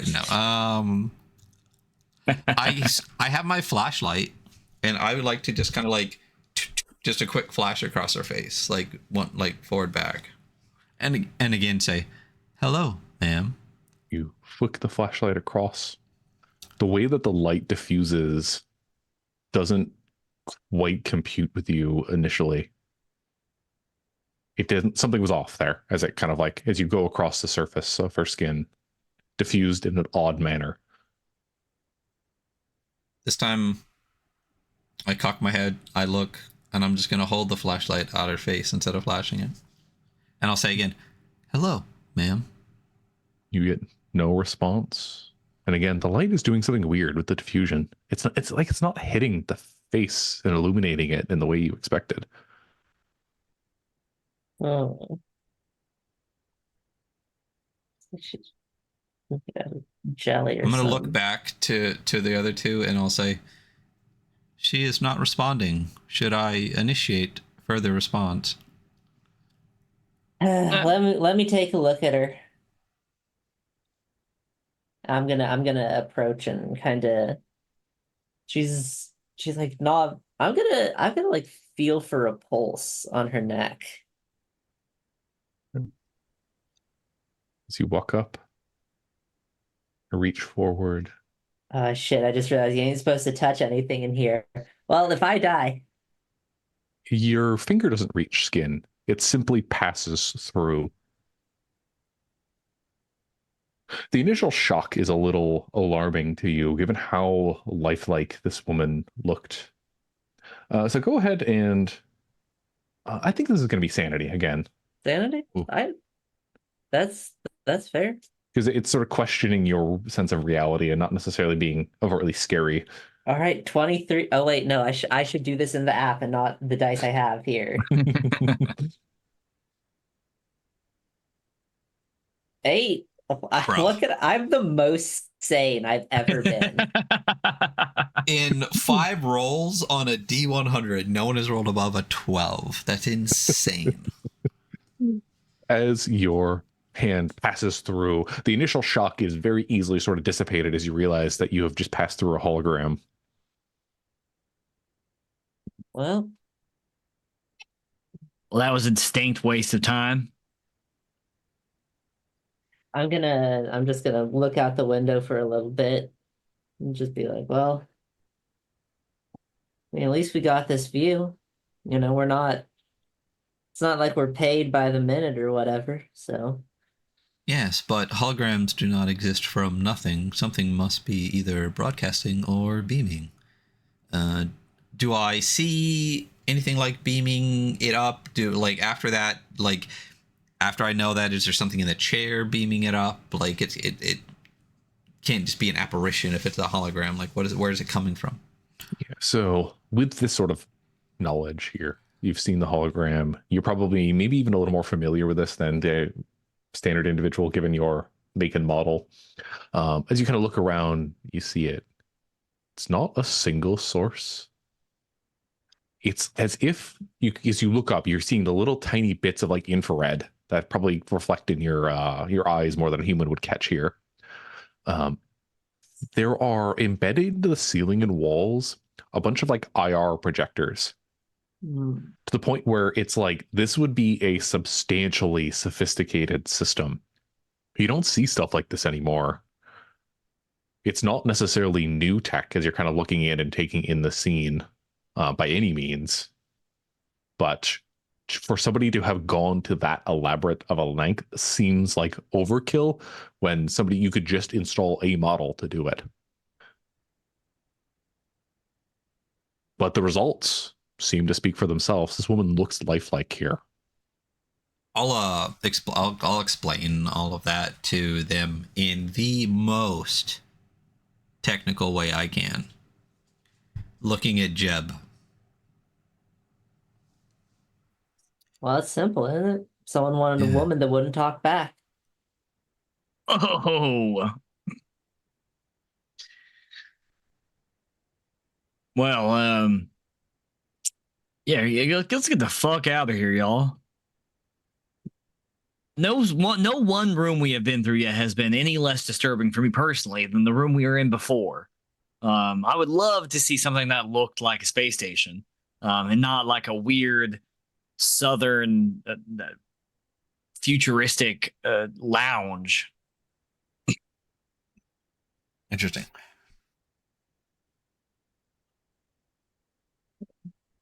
Tell me, Jeb, how does this room make you feel? Not good. Expound on that for me. No, let's continue forward. We can do a psyche eval at the end when we get back on our ship. And I will need it, so that'll be fine. I do have psychology as an expert skill. There is a couch. Would you like to lay down? Make yourself comfortable. There's a door out of here? Yeah. Yeah, you get the one you came back through, and then there's one off to what would be like the right-hand side of the room here as you entered. At least another wooden door. This one closed. Let's explore that. Okay. Yes, I agree. And popping out the door, you find yourself in a short little like hall segment here. It appears to T to some regard, where the hall you're in continues forward, opening upward into an archway and another room kind of beyond it. Otherwise, the hall kind of like turns back as well. Like I said, that T junction heading, in the direction you came from originally. Maybe not to the same room, but back that way. You do smell that mildew now in like a more intense form as you've opened the door and stepped out into this hallway. It does appear to be coming from the room that's sort of directly ahead of you. Well, I mean, I think in case of morbid curiosity, we should check out the mildew smell. Yeah. That's called being genre savvy right there. Could have been the ship's, algae kind of stuff for the oxygen and all that. Great. As long as we find something that looks like it belongs on a ship, that'll be great for me. Yes, let us go. As you step into this next chamber, your expectations are, of course, shattered. The floor instead of that marble you've been stepping on previously, or even like the carpeting that probably would have been in those other rooms, this is damp stone. That itself surrounds several sunken spa pools. What little water was remaining in them is now stagnant and brackish. Ah. As you walk in, you see them, the massive mold colonies now growing in the stagnant water. You see floating in the air the spores that they have projected. How many of you are still wearing helmets? I am, because I don't like the smell I of the smoked a Stella. cigarette, You so smoked a I'm not. cigarette? Let's see here. Jeb, go ahead and make a body save as you step into this room and just one big inhale of spores. Just I failed. I rolled a 68. failed. All right. At least I'm on a 66. Yeah, I Um, crit failed. go ahead and as you feel like the spores enter your lungs, take 2 points of additional stress beyond the one you take from failing the save. So 3 total stress. Ooh. Jeb So you're up to 5. I'm continues to be uncomfortable with the fact that we're not, and he's being stressed out by the fact he's like, as a like mechanic, he's like, well, where's the shit part of the ship? No. A few things here. Beyond those mold colonies, you breathe it in, it's probably an immediate like cough as you feel them kind of enter your lungs. Yeah, I pull my helmet back on. Indistinguishable from the cigarette lung cough. So beyond that, in the corner of this chamber, there appears to be a small storage shed of some form. And then there are 2 additional doors. So one to your right, which would be on the aft side of the ship, is a wooden door, but it's a wooden door in not like the same sort of ornate manner that you would see here. It's one that would be present at like a pool, sort of a slatted kind of design, still wood, still kind of expensive looking in and of itself, but just a little bit of a change in sort of the general aesthetic there. And on the port side, there is a larger archway as this room kind of extends into another one. More music is heard, though, as you enter this room. This very clearly appears to have been coming from a violin. You hear the pulls of the string across the bow. Here's what I'm thinking. I think we go back. I think we take the door that we didn't take last time in the last room. We go in a different direction. Because I think we're just heading deeper and deeper into a weird luxury lounge part of this station. Yeah, I mean, it's got to be valuable somewhere. Yeah, but we're trying to tow the whole ship to a place where we can spend more time getting valuables out of it. Yeah, true. That's true. That's true. I mean, it's not like we're ripping out the copper wire yet. Yeah. That's for later. Well. Yes, but what is it we need to do in order to tow the ship? Do we need to find the engine room? Yeah, we need to find controls, and yeah, I mean, I would assume the engine, make sure the engine still fires correctly, and then find the controls for the engine so we can get it firing and we can get it out of this decaying orbit. Would you not think the engine room would be deeper into the ship? It's probably aft. Let's head aft. Let's head aft. Yeah. Head aft. It is. So you head back into the hallway, or are you continuing deeper? I think back in the hallway and go in the other direction. It teed off and we went in one direction, correct? Yeah. Yeah, let's head afterwards. I think that's the best chance of us finding, like, you know, the engines and stuff. Yeah. Leaving this chamber behind, heading it back into the hallway and branching down to that T you've passed by earlier. You pass by, the chamber you had exited prior with the viewport, you see the doorway to what's presumably the room of the billiards table. You continue to head downwards. And the hallway sort of opens up into another archway leading into a hall of some form. This, again, it's a lavish, it's a near empty space. And you see, this is another one of those chambers that has doors in all directions, forward, aft, port, and starboard. You're walking through, the forward door here. The aft is another archway leading to another hallway. Port has, actually, we'll do starboard. As you're walking into this room, this would be on your right side, another hallway that leads back towards chambers you have already been in, and you can recognize them through the hallway now as you stare down at it. And then what would be on your left as you're walking into this room on the port side of the ship, you see a staircase, golden railings that sort of wind downwards. But standing in the center of this room, this lavish, nearly empty chamber, it's a marble statue of an android. Very clearly an android, given its sort of depiction here. But again, its arms stretched outward, its head pitched towards the heavens. We got Robo Christ over here. A distinct separate entity from regular From Christ Robo and Christ. Baby Christ. Yeah. Baby Robo Christ. Baby Robo Christ. Why would they? So, Jeb, you were correct. There is a stair leading further down. Good job. Yep. Well, I'm going to go look at the Android statue. Can I tell if it is actually even a make or model, or is it just like representative? The statue itself is very intricate.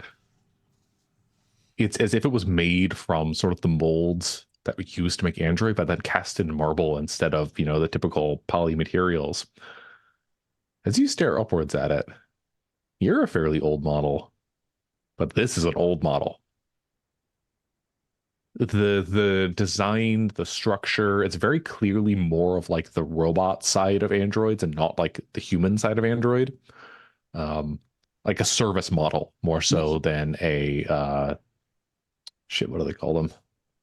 No gradient Humanities. descent stuff here, Yeah. But the model itself, you don't see them in service anymore. But again, it's standing upward. It's larger than life, certainly. It fills a good chunk of this room. It's like the statue of David, sort of that size and scale and scope. But again, android, arms stretched outward, its head held aloft. Big fucking statue. I'll pass that information. I'll say that I am considered a classic model. This model is far older than I.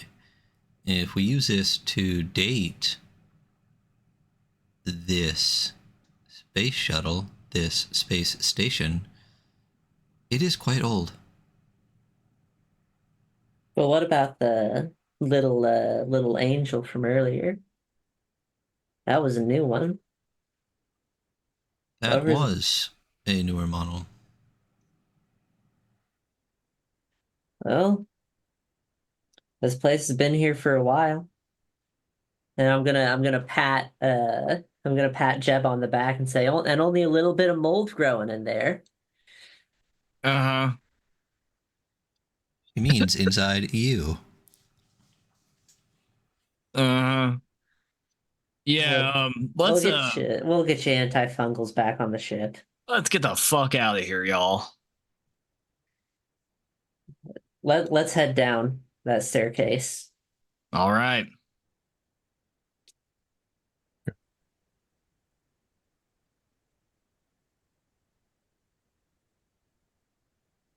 You walk down the stairs. Again, these are marble stairs. Your footsteps are clacking against the marble, creating this reverberation of echoes as you spiral downward. This goes a little further downward than is entirely necessary, from your understanding of it at least. It is far more of a descent than between what would be like one floor and the next of like a standard building or space station. Oh. But eventually you reach the bottom and you end up in a forehall of sorts. There are ornate portraits of presumably a family, given the sort of like characteristics that are shared between the number of them as they stretch along the walls in both directions here. I will note, as you descend down here and you step forward, unless otherwise described, the rooms here will have this general description. There are the walls themselves, instead of that ecru you have seen earlier, they're painted with this slate blue color. The walls and features and whatnot have natural wood sort of accenting here. And the floors are wooden with sort of lush woven carpets placed at aesthetically pleasing locations and angles and orientations. You see hanging from the ceiling are Edison bulb pendant lamps that provide a warmer light than you had seen earlier, but still a very dim light.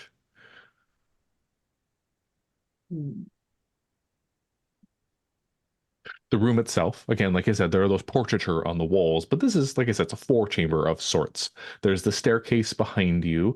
There are hallways that spread in either direction to your left and right, the fore and aft. And to your port side, directly ahead of you, an open archway heads to a very long hallway that stretches downwards, deeper, presumably into the station itself.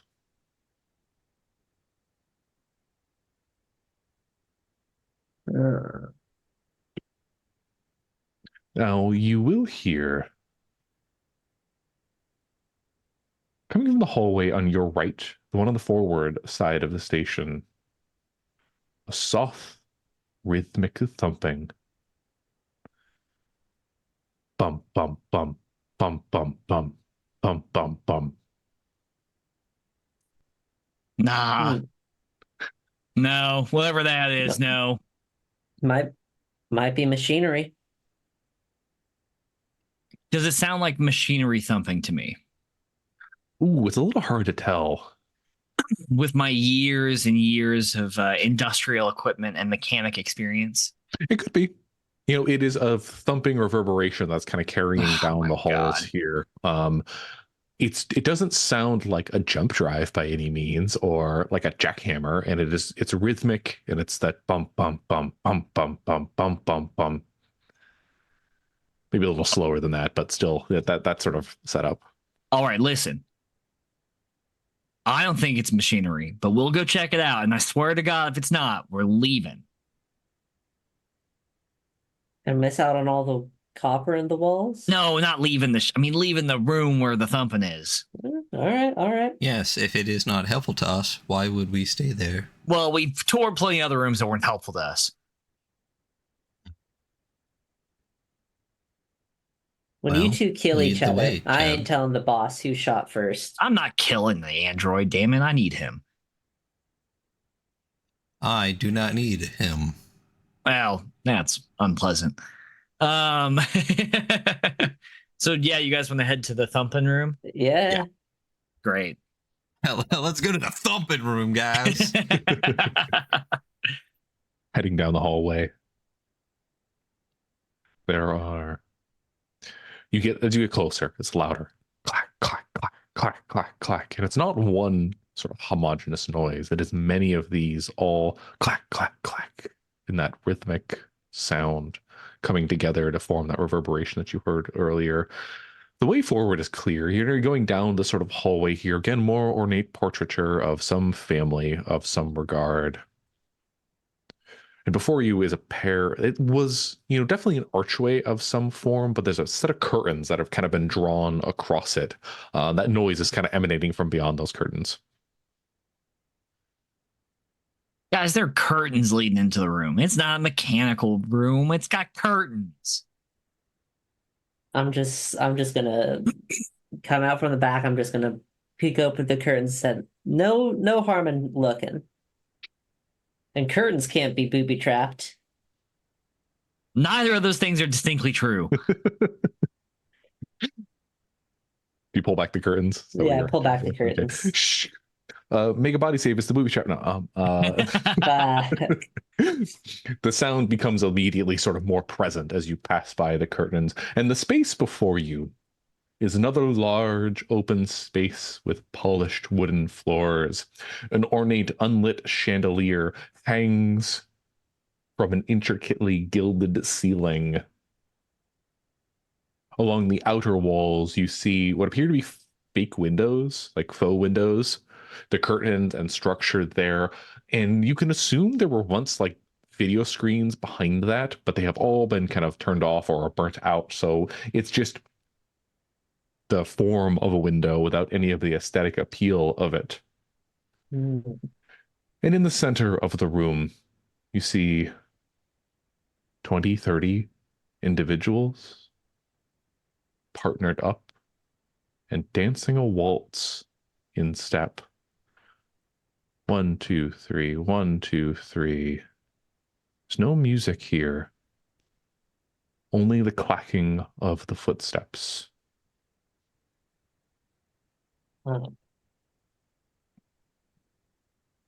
Fucking rich people. Shit, I'm closing the curtains. Jeb's just standing there looking. He's like, uh-huh. I mean, they're probably androids or something. It was mechanical. Probably. Animatronics or something. Not sure if those ones actually think.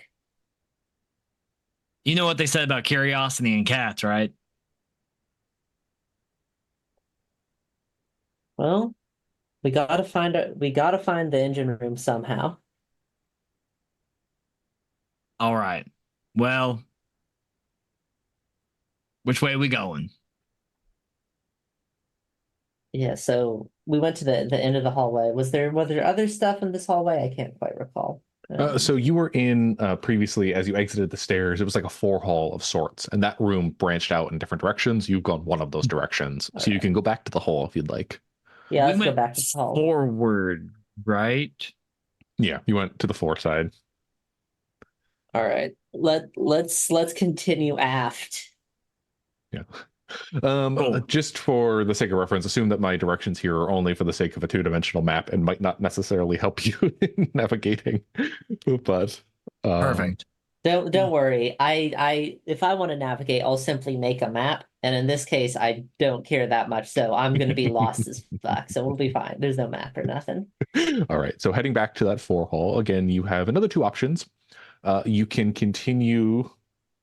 Jesus Christ. You continue port, or you can go aft. Those are the 2 unexplored directions there. Aft is just another short hallway. There's no door. It opens up. It continues forward, just like the space you had seen before.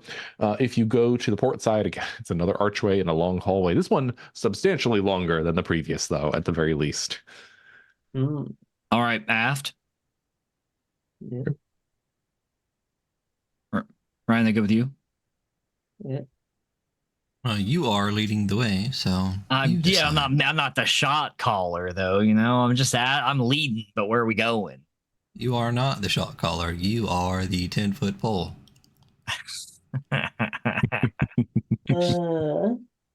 All right. Wouldn't you need like an 11-foot pole though if it was a 10-foot trap potentially? That's neither here nor there. That's a this is why we need a 50-foot pole so we can be certain. All right. Yeah, I guess we'll continue aft. This is a entirely non sequitur here. For work next week, I have to fly back to Syracuse, New York, a 3,000-mile flight for a day of work, and then turn around to fly back home. What I'll be doing during that journey is there is a lake that has gone through remediation out there. You know, it's been done for almost 10 years now, but there's a monitoring plan for it. This is all going to make sense. Hold on. Part of the monitoring plan is we need to ensure that the cap that has been placed at the bottom of this cleaned up lake is still present so that no chemicals that are still kind of lingering can seep back into the environment. One of the means to do this is to go into certain sections of the cap, get one really long pole, and poke the bottom of it. So it's some of them are upwards of 30 or 40 feet that we need to be sitting on this boat and just taking a long pole and trying to find rock at the bottom of a lake. So Miracles of modern technology. yeah. Good times. But yeah, a 10-foot pole is regularly part of my job. But it's like a fiberglass survey rod that we need to use, and it's all different sections of it, but what have you. Back to back to Fantasyland. All right. So you're heading down this hallway. Again, it's another archway that kind of opens up. This one not quite as like lavish. It's just kind of like is there. It's not like the big expanse or anything here. But crossing into this next room, you see dozens of small tables with deep blue tablecloths that surround a catwalk stage that extends outward into the center of this room here. The room itself is rather eerily quiet, and to the point where the rest of this place is quiet. Don't get me wrong. This is like your footsteps and other small noises you make don't really carry all that far, as if they're muffled in some regard. Might have something to do with the squishy kind of carpeting that you're kind of stepping on now as you're crossing into this space. But you see, along the aft wall is a curtain, thick fabric curtain that kind of coats the wall. And that's where the stage is kind of like jutting out from. But you've walked in through the forward door, and on your right, the port door, is a set of wooden sort of double doors that are kind of sitting there. Those, presumably head deeper into the station itself.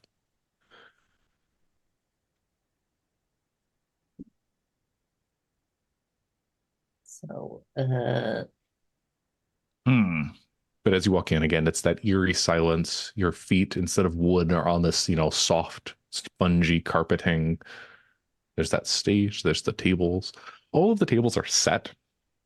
It's not as if somebody had abandoned it by any means. The tables themselves are just arranged with various cutlery and whatnot. Contrary to some of the other rooms, this isn't quite as coated in dust as the other spaces. Whether or not that is significant is yet to be determined. oh, And you said the exits from this room were... So the one you came in, and then there's a door to your right, heading in, I believe it's at port.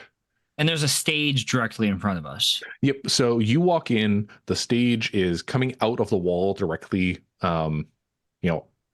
so you walk in, it's the wall on the opposite side. The stage is kind of set there, and it's a little catwalk stage that juts out into the center of the room, with like a circular kind of end at it where presumably somebody would perform.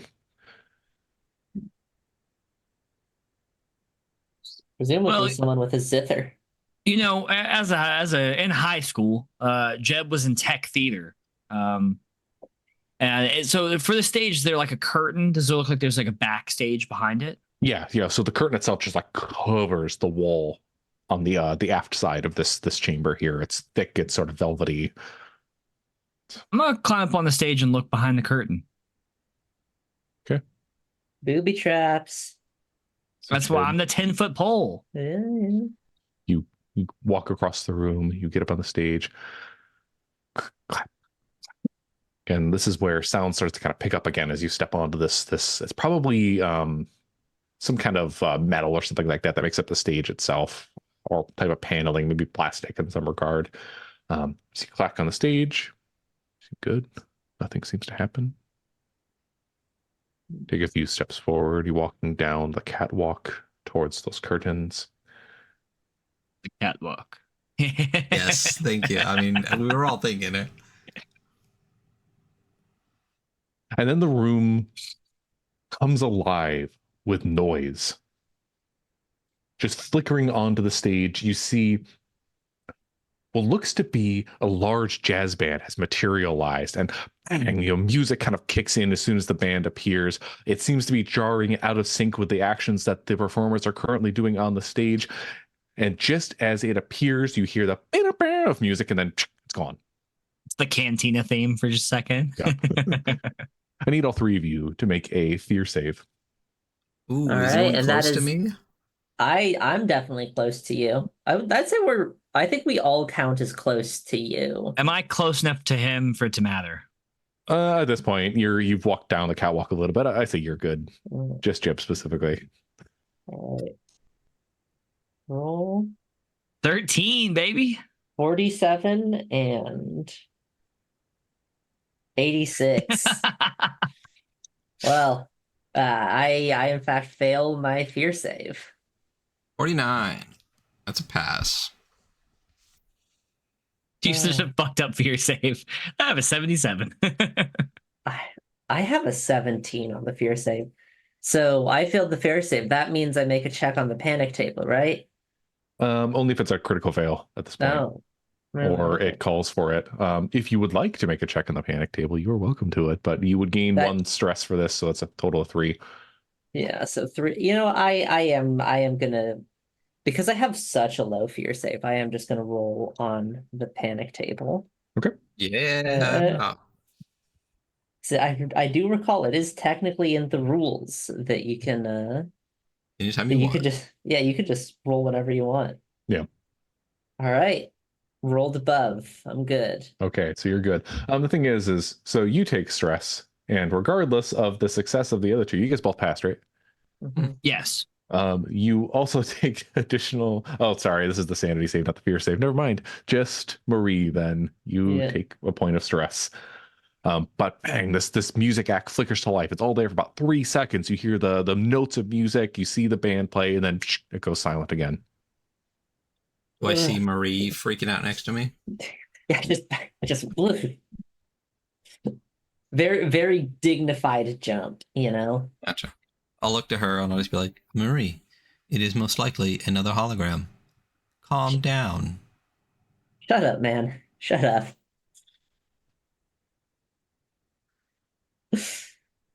Oh, All right, Jeb, you're up on that stage. It just flickered. What are you doing? Mike. All right. Okay. More of the same here, and I'm gonna go to like the left of the curtain to kind of go around and look behind it. As you go up to the curtain, you begin peeking around it. You see very quickly that there isn't really a backstage. You shift it and you see wall, but you see wall that is familiar, metal and sort of barren behind that curtain. No, thank God. Can I draw the curtain? Like, is it like? Yeah, it moves. I'm gonna fucking pull it open. All right. Shh. The curtain shifts, and all three of you would see this. Now, again, the curtain just ends in a wall. It's covering the wall space rather than covering a backstage. This seems to have been more for an aesthetic purposes than anything, except for, you expose metal wall, one you would expect to see in a space station here, and a very sort of, thick and secure metal door sitting, what would be directly behind like the catwalk. Do we see any specific opening mechanism for that? You do not. I'd like to try to jimmy it open. Oh yeah, you do have the crowbar. Let's And see. also the explosives and detonator. Yeah. Ooh, you do have explosives. We're holding on to those for a bit. How many explosives? There's an S in there. It just says explosives and detonator, so enough to do a thing, I think. All right. So, gaining purchase on this door is difficult. Like I said, this is proper ship build here. This isn't just like a wooden door sitting to the wall. I think this is probably at disadvantage even if you have the tool here, just getting it in and trying to like wrench it open is going to be a bit of an ordeal with how it's sort of oriented. There's no like controls or panels or anything around That's the thing. No, it's just the door in the wall. That's probably why it is secured in such a manner. I'm gonna try it anyway. Okay. No, I'm that's telling fine. you, man, use the explosives. This is probably going to be strength, or you can justify intellect if you would like. I'll let you choose. They're 1 point off each, so it doesn't really matter. I'll just go ahead and do strength, and then can I add my industrial equipment or mechanical repair skill? Yeah, shit. Go ahead. Make the repair, the mechanical Nice. repair. I think that's fair enough. That makes it a 58 I have to roll under, and I'm rolling at disadvantage, correct? Correct. Roll once, roll again. Well, I couldn't do it. So Did that come up on the roller? Yeah, I did. Yeah, I'm not seeing it on the roller. did I get disconnected? You might just be refresh the invisible. page. I will. Yeah. I rolled a 71 and a 61, so no crit fail, but no Okay. pass.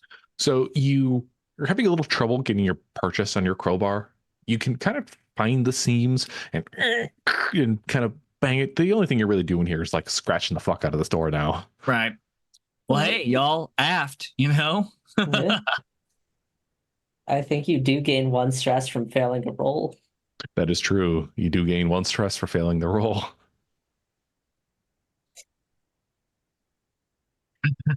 Telling you, man, we should just use the explosives. I think this is the best bet. Okay, fine. Josh, with my knowledge of my explosives, do I think this would be overkill? It's not so much overkill, so much as potential explosive decompression. You don't know what's behind that door. This could be an airlock for all you know. Yeah, I guess I don't know. Here's my thing, guys. Just in case it's an airlock, I don't want to blow it, but I have a feeling that if we continue like tracing this wall but further down, this seems like it's a like a the backstage mechanics entrance for dealing with any issues. That's what I would guess with my years of working in such fields. And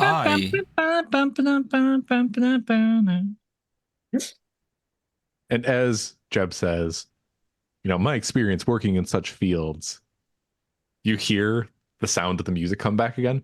The music casts through the speakers. The hologram of the band doesn't quite show up except for a brief flicker in and out.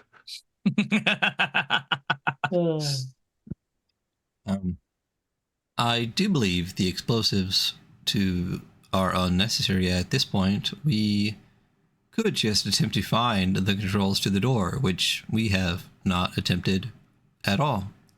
Well, they're not in here, so. Yes. Is there another door? Yes, so there is a set of wooden double doors that would have been on your right as you entered the room. That is the port side. They're not like quite as ornate as the ones that had set up before. They're almost like saloon doors, but kind of like floor to ceiling as opposed to like the little mini ones. That away. Lead the way. Jeb, you push through those doors into the space here. It's a very satisfying push. These are like well oiled. They're not quite squeaky as the other ones. And you find yourself in a room with a faux brick facade that covers a wall behind a rustic wood bar. It's plank shelving suspended by black supports holds up an assortment of dusty liquor bottles. You see spread throughout the room wooden chairs that ring several whiskey barrel style tables.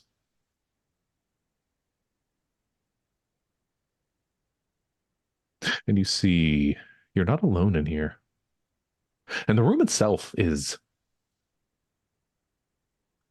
in a much greater state of disarray than you had previously seen. There are signs of a recent struggle. Splashes of golden liquid and a crimson liquid are spattered on the walls and floor.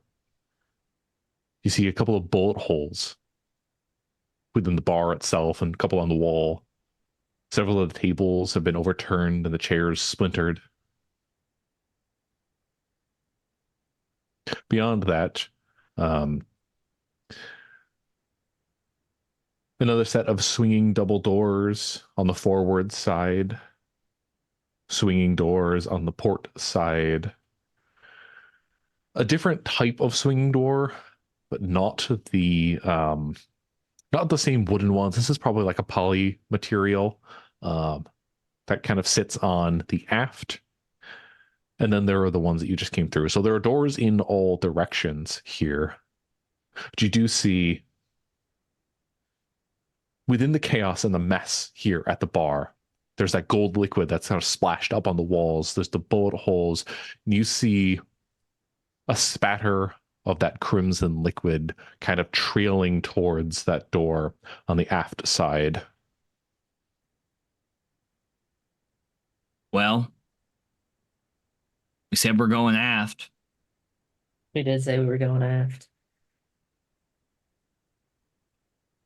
Does the gold liquid look like the kind of gold tears that the android at the, I was gonna say gazpacho, the gazebo was crying? I don't think you're close enough to really have a determined answer, but you can be pretty convinced by that. I am fairly convinced this is a similar liquid to the android we saw at the gazebo. I'm in agreement. I think the crimson stuff might be blood. Nah, would have been here if it'd been here for a while. It'd be brown at this point, just a brown smudge on the ground, and all that.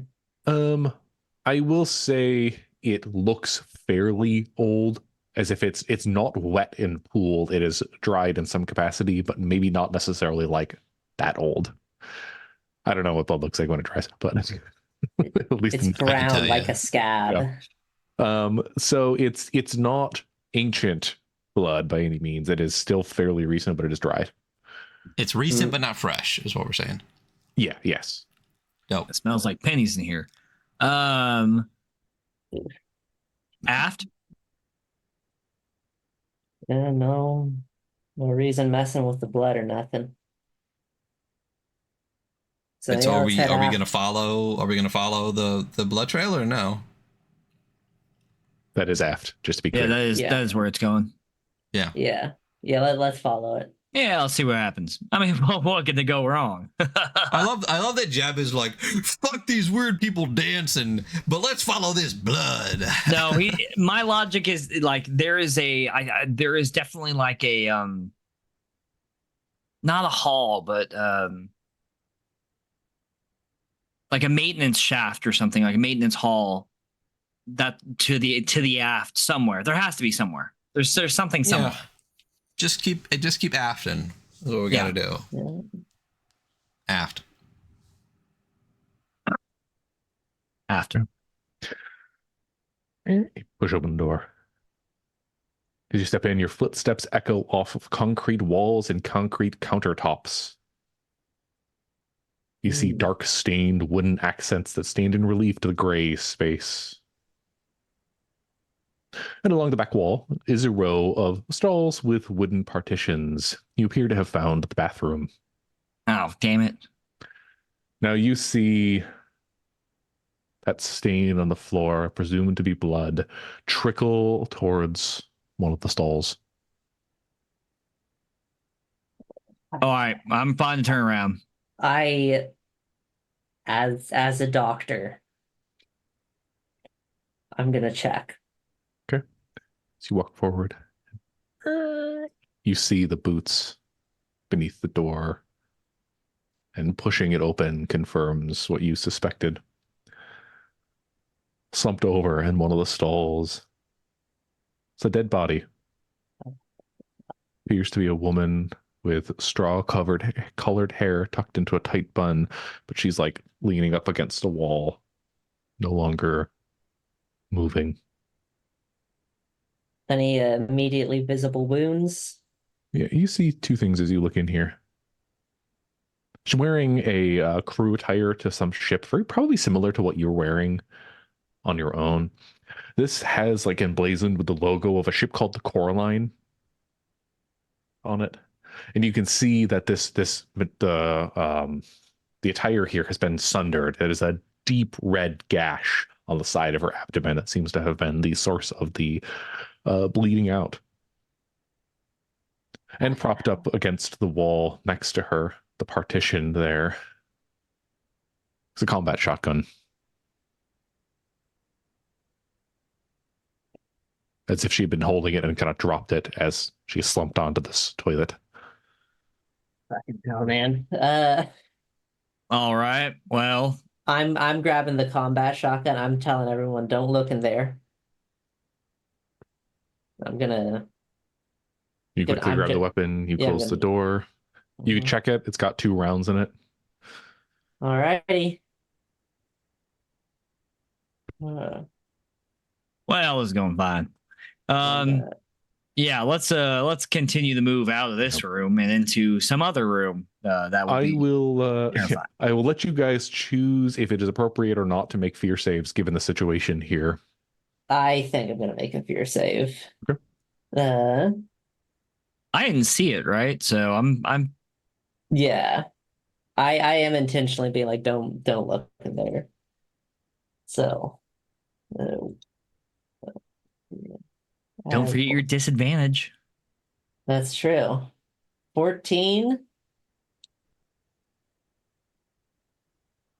25. Oh, that is a failure. Or go ahead and take that point of stress. I don't think you need to panic right now unless you choose to. I think that this is at least the kind of thing that she's used to dealing with as like a surgeon or whatever. It's enough to unsettle her, but she knows how to not throw up when seeing a dead body.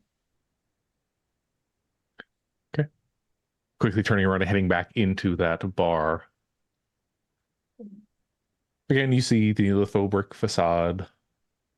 The bar itself is made of, a nice, probably, it looks like somebody cut a chunk out of a tree and affixed it to this bar here. So you see the grain of it, and then it is sealed with a lacquer of some form. There are those bottles hanging out there. And again, there are doors that head in basically every direction, including the one you've just exited out of. We really gotta be alert. All right. Some bad's in here. It's just that simple. Was the gold liquid trailing off in any direction?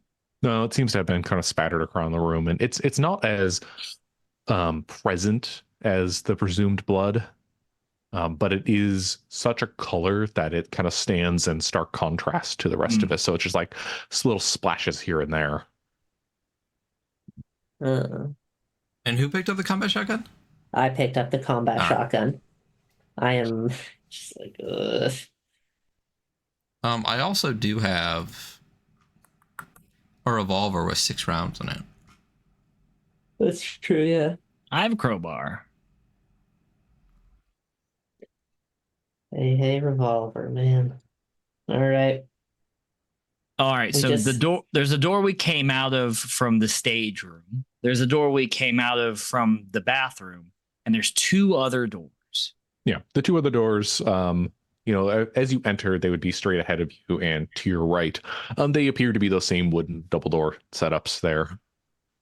All right, let's head to the right. All right. Okay. I think I'm actually gonna lead with the combat shotgun. And right being which direction in ship terms? Forward, if that's okay. The way you want to go. Okay. Marie, as you cross the room. Sorry, real quick. I'll have Jeb in the middle this time, and I'll actually have my pistol out as well, and I'll take up the back, so we got firepower on both sides. Marie, as you cross the room, shotgun in hand, you notice something. You begin to move towards that door, kind of set next to the side of the door. You may have seen it as you came in, but you're kind of getting the details now as you approach to head out. It's a painting. Now, the painting itself is fairly nondescript, except for one detail that sort of catches your eye. It is a landscape, looks like a lake. A wooden boat kind of sits on the lake, classic umbrella setup and standard floating in there. You only really catch this detail at the briefest look of your eye. It looks like you're on that boat. Like the three of us? Just you. There is an umbrella that's held back, that's covering the view of the second passenger on the boat, but sitting towards the front of it, kind of staring outwards at the viewer of the painting. That's your face. I mean, If That's Jeb looks at the actually- painting, is it still her? Yes. That's terrifying.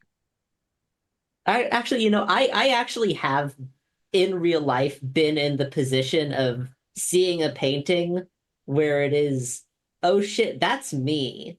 I have had that. It's actually not that scary. It's kind of cool, actually. So that's weird.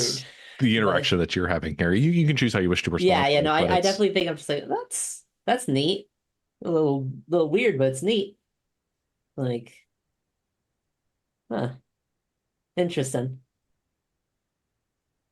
Maybe an ancestor or something lived on this station or something. And pushing forward through the door, leaving that painting behind and the sort of chaos of the room behind you, you find yourself in a hallway. This one appears to lead, directly sort of back to that long hallway you had seen when you were in that little forehall. So it goes, forward, and then it splits into port and starboard directions. Heading to your left is going down the extent of that hallway, and heading right is back into that room you first entered upon coming down the stairs. So you've made effectively a circle here. Left. Yeah. So we made a big ass circle. Okay. Alrighty. And heading down this hallway. Again, you're walking on carpet with wood on either side. So, it's a runner carpet that is like extending down the entire extent of this hallway. It's a long fucking runner.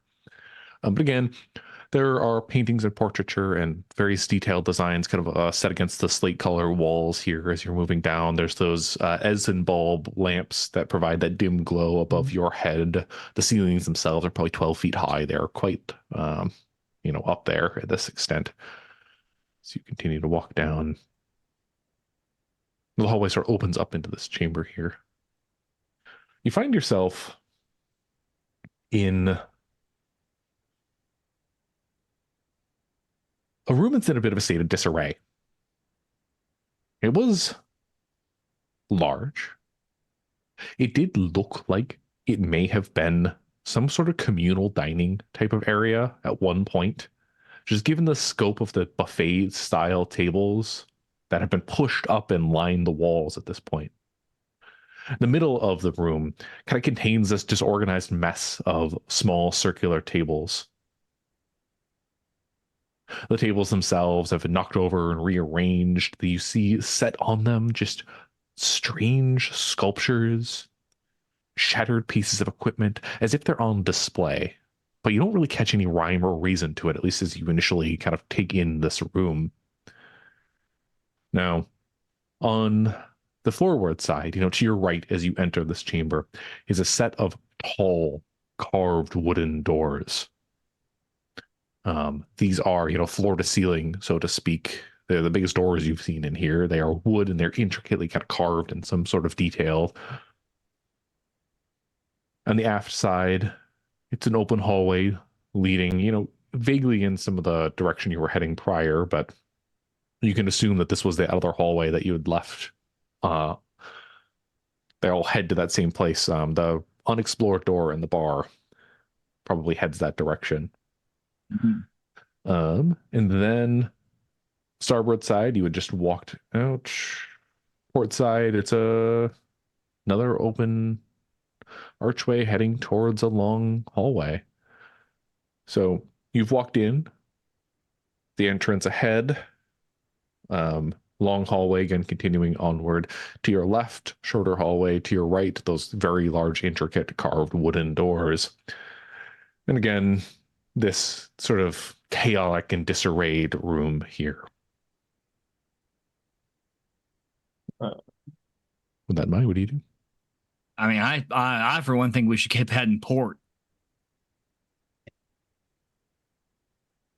Yeah, might as well. I agree. Okay. So you cross the chamber. It's a little bit of a maze, weaving in and out of those tables.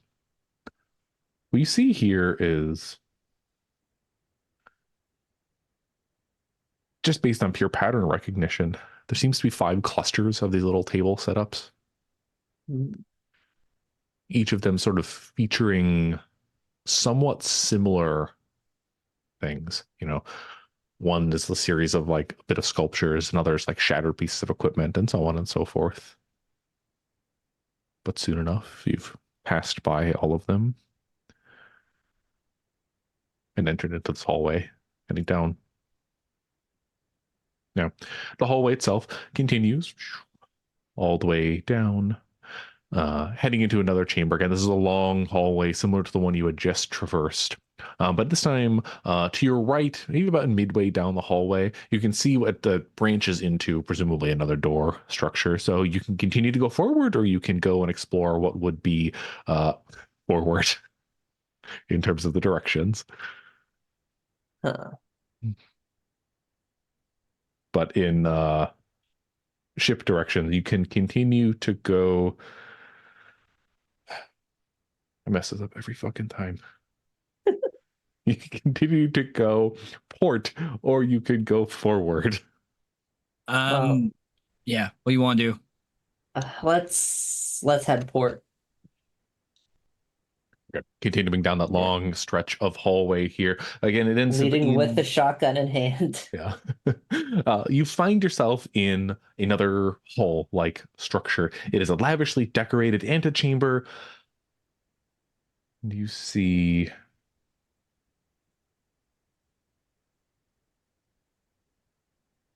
let me describe the doors again. 4 doors, including the one you've come out of. This is a very similar mainstay to a lot of these rooms in here. The one on the forward side to your right as you enter is a short hallway and another sort of wooden door. That wooden door looks a little more less ornate than some of the previous ones. You can kind of see it all the way at the end of the hallway here because it's not particularly long. To the aft side, there is another a short hallway, but it kind of like goes back another direction, like it heads. I keep getting myself fucking confused because of these directions that I wrote myself, and this is my own personal hell. The hallway heads aft, and then it makes a turn. So you only see a short extent of the hallway itself. And then directly before you, on the port side, you see another staircase leading downwards. This one has a metal gate that has been pulled across.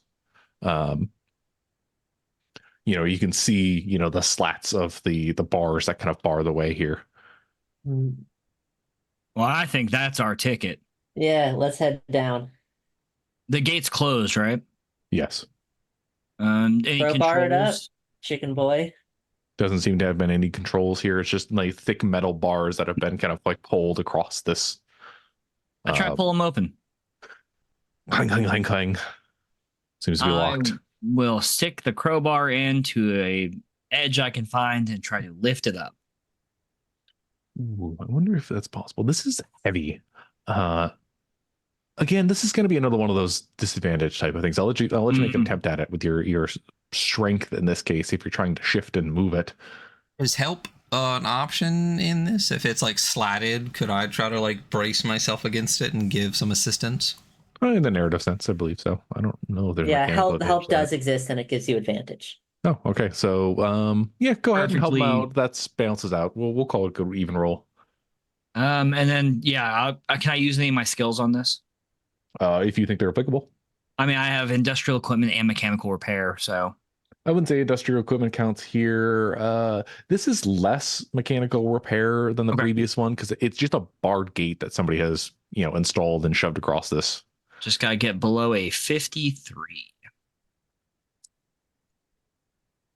I rolled a 12. 12. Oh yeah. You seem to have like broken one of the mechanisms with your crowbar, and the gate kind of slides and cascades against the wall and kind of echoes. Hell yeah, brother. You see a staircase heading down.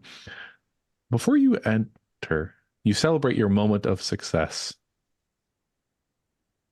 And then you hear a voice behind you. It simply says, if you wanted to make it down, you simply needed to ask. I am going to turn around and immediately shoot with my shotgun. Wait, no. Bang. I am on edge. You turn and look and you see the visage of a woman.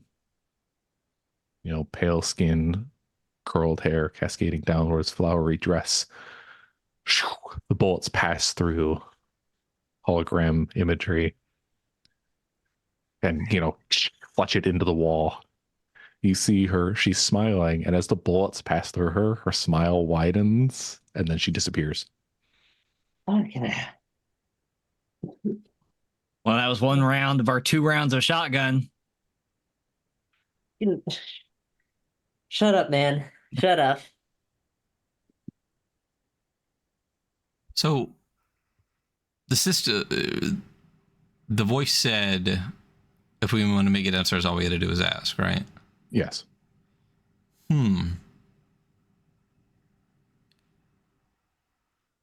System,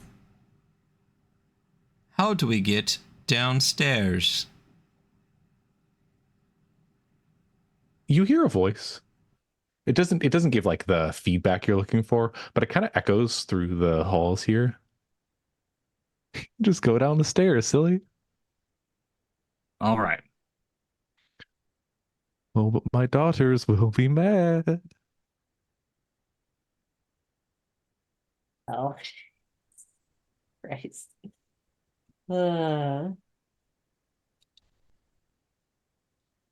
Should we continue to inquire from the system? Ship, Yeah. is there any way to make your daughters not mad? And the voice itself is like echoing up the stairs at this point. It's not even like coming out of like a speaker system. Well, you did just blow a hole in our nice walls. That was a mistake.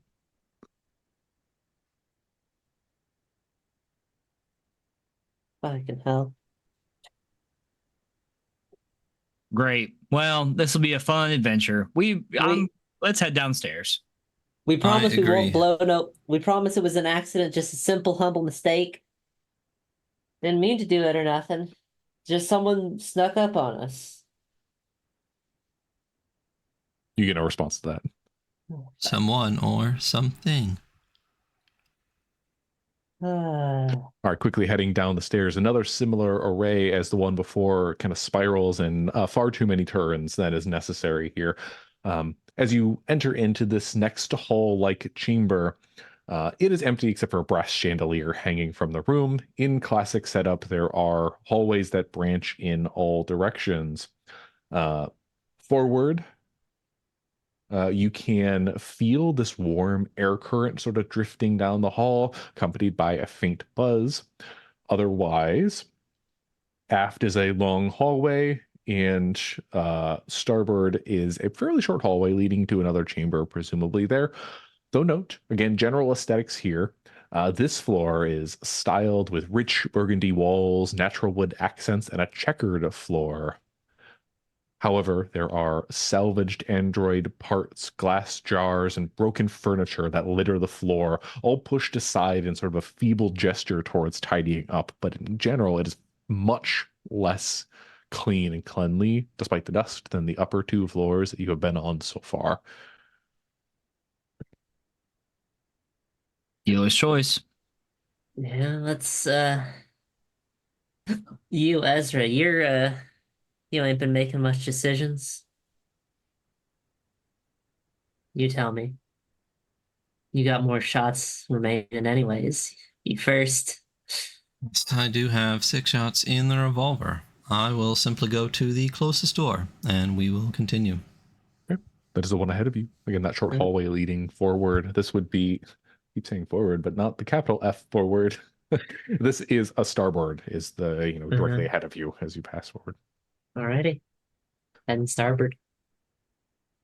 Now, quickly passing through this hallway, you find yourself in a modestly sized room. In its center is a sunken conversation pit with rust-colored sofas.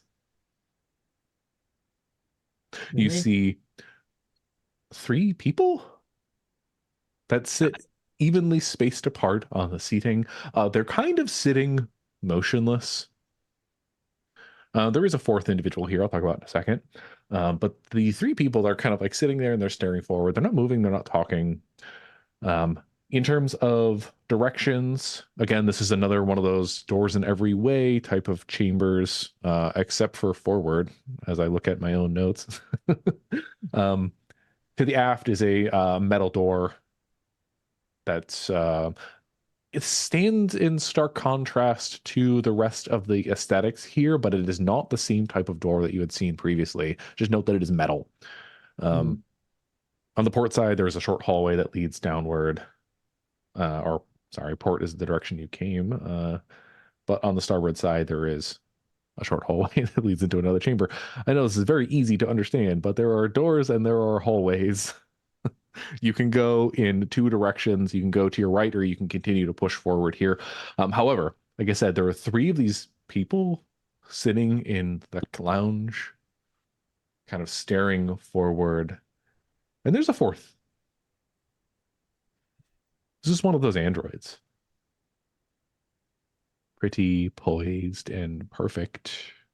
It's currently sitting in the chair, staring up at the door that you guys entered in. This one has, it's that same porcelain white skin. The wings you can see kind of folded behind her.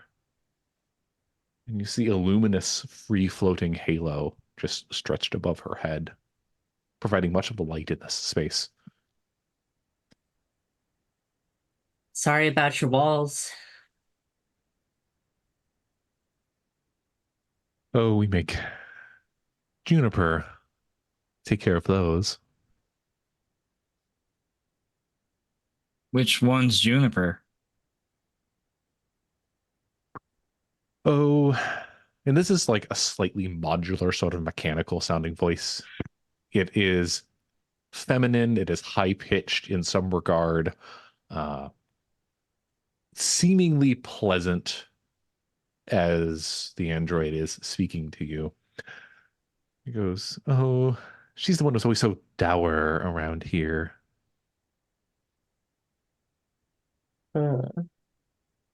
Well, pass our apologies on to her.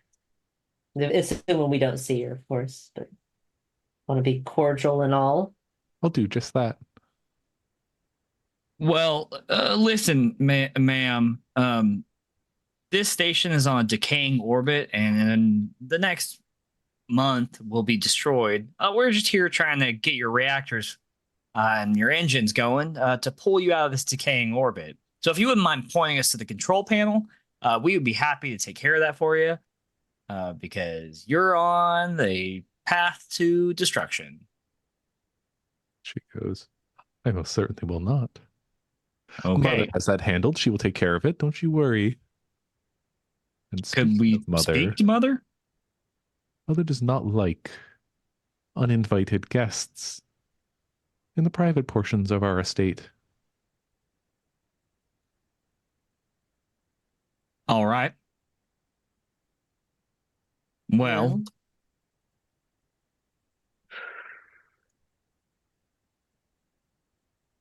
we'll talk to you later. Yeah. Okay, what do you do? Yeah, I guess you guys want to continue the direction that we've been currently heading. I think is starboard. Yeah, we started heading starboard. Let's keep heading starboard. As you start to head starboard, you see what was an open hall, like an open archway heading deeper into the station here. It's now blocked. Another one of these androids stands in the archway. Faceplate sort of cracked and fractured. One of the photoreceptors is burnt out.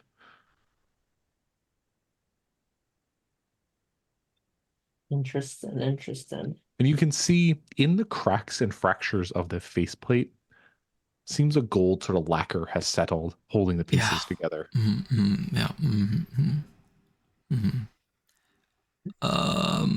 Ship. What does Mother look like? You get no response.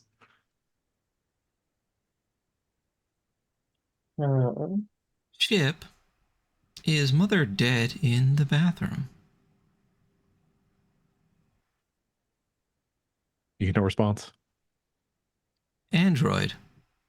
Did you kill the woman in the bathroom? The one that speaks up. The one that's sort of directly in front of you with the damaged photoreceptor. And her voice is like far more harsh and mechanical and crackly than the others that you have spoken to. Well, you only really spoken to one, to be honest. She goes, "Me? I did not." All right. Well, can we pass?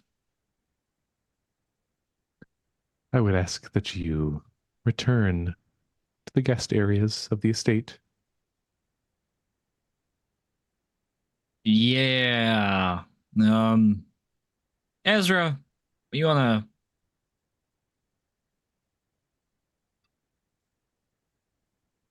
I believe that is our only choice, Jeb. I raise a pistol to her head and I pull the trigger. Right? I don't need you to roll an attack. I need you just to roll straight damage for this as you fire. What is the damage for the revolver? I don't know. You don't know the revolver. I put the rounds. I didn't put I have the book right here. I can tell you. It's right here on the first page. Revolver. That is 1d10 plus 1 damage. So, okay. So, it's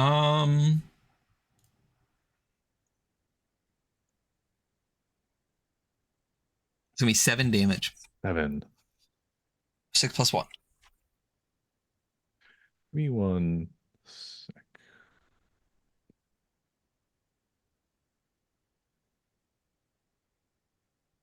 Okay.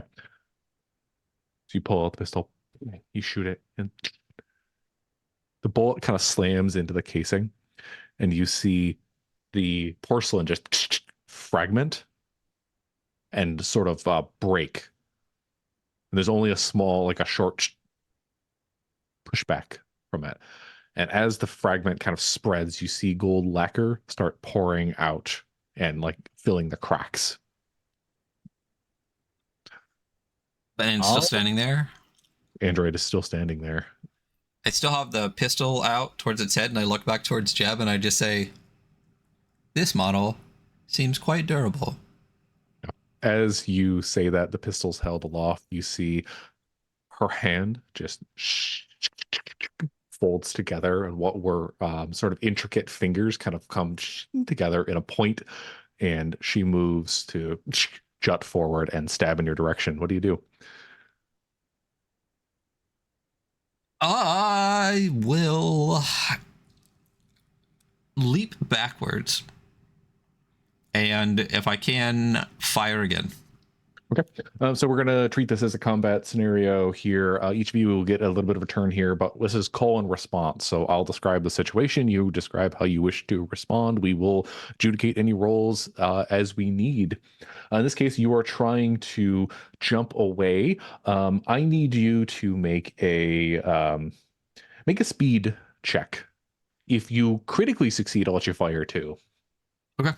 I don't feel like I don't think I have any modifiers to this unless somehow mathematics makes me faster. I don't think so. it's just a 37. And I failed.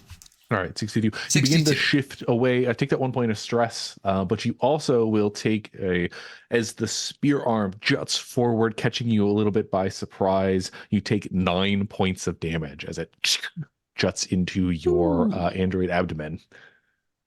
Tin Man. Damn. The two of you, while Ezra is currently being impaled with a spear, Marie, Jeb, you're watching this. You're probably standing right behind Ezra. What do you do? I'm going to start bashing the thing with a crowbar. Okay. You turn and take a swing at it. That's easy enough. I need you to go ahead and make a strength check there. But first, Marie, what are you doing? I feel like firing a shotgun close range, even I'm worried about the spread hitting others. I think I'm gonna try and I think I'm gonna try and like just get some distance between me and the attacking machine. Okay. So you turn and look around as Jeb is moving forward to swing that crowbar. Marie, you turn and you see the android with the halo that was sitting in down in the little sitting area has stood up and is staring at you with curious eyes. And a third one now stands in the other doorway, the one that which you had come. This one has the pseudo skin set over, the form of the android. It's fashioned in like a billowing robe setup, but it's still that stark white porcelain like color at the very least. Again, her head kind of cocked again in interest as you're backing away from the confrontation that comes before you. But we'll address that in a second. Jeb, go ahead and make that strength check. As you I did. I passed by literally 1 point. Passed by 1 point. You swing forward and bang, you connect into this android. Roll damage. I think go ahead and just do 1d10 because I don't feel like looking it up.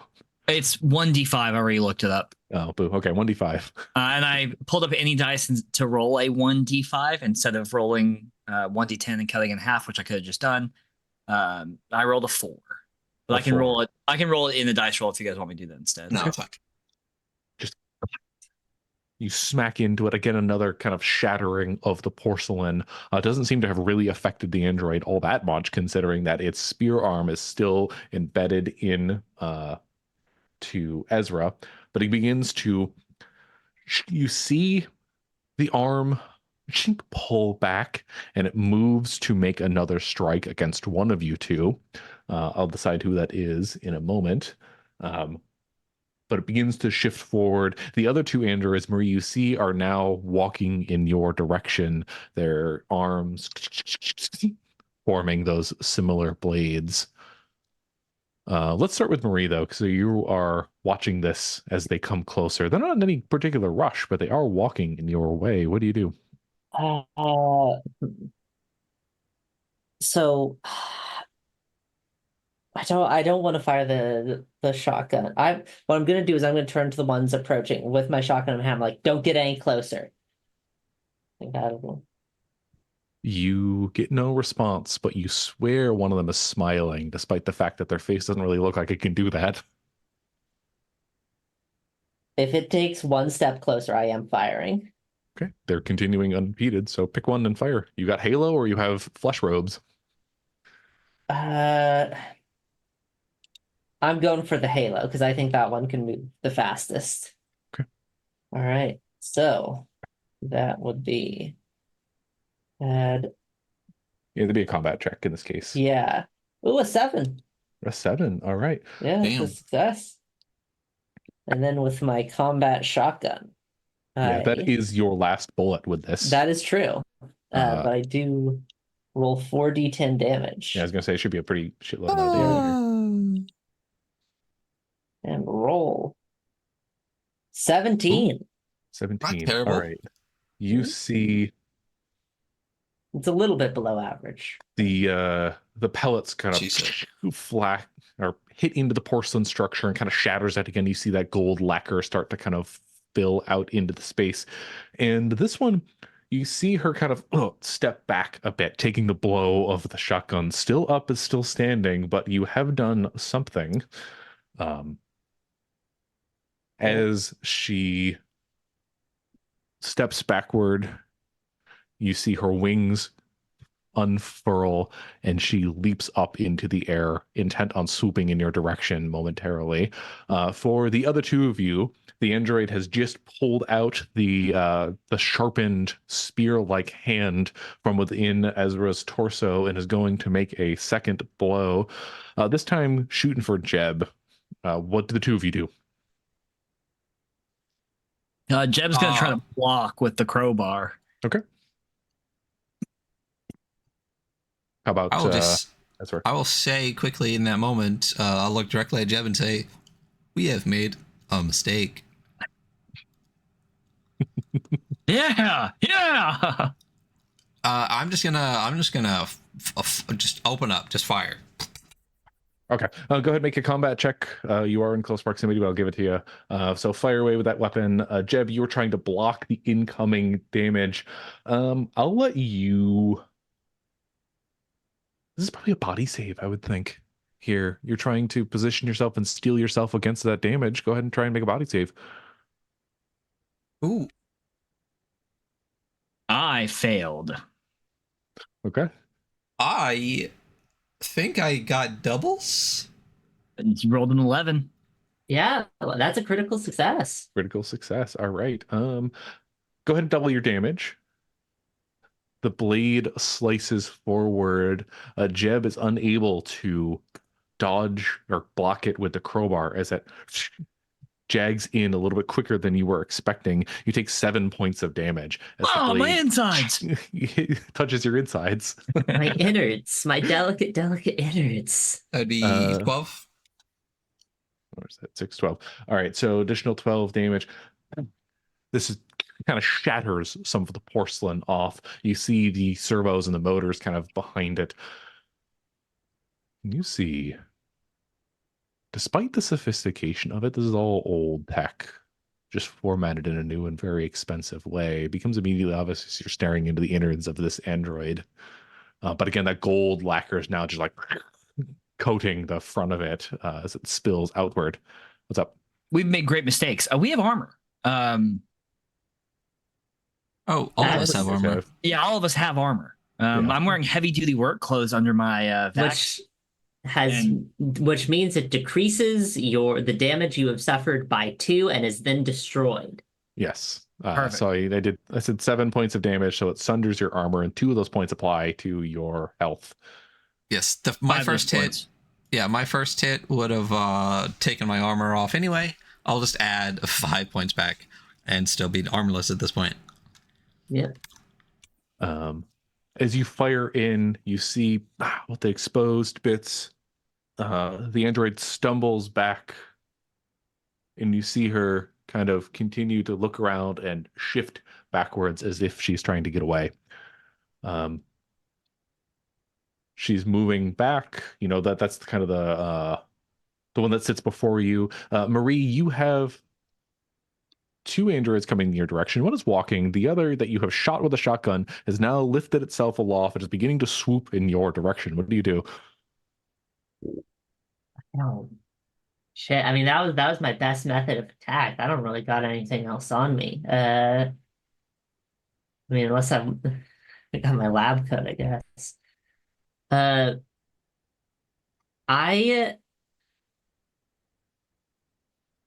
Fucking hell.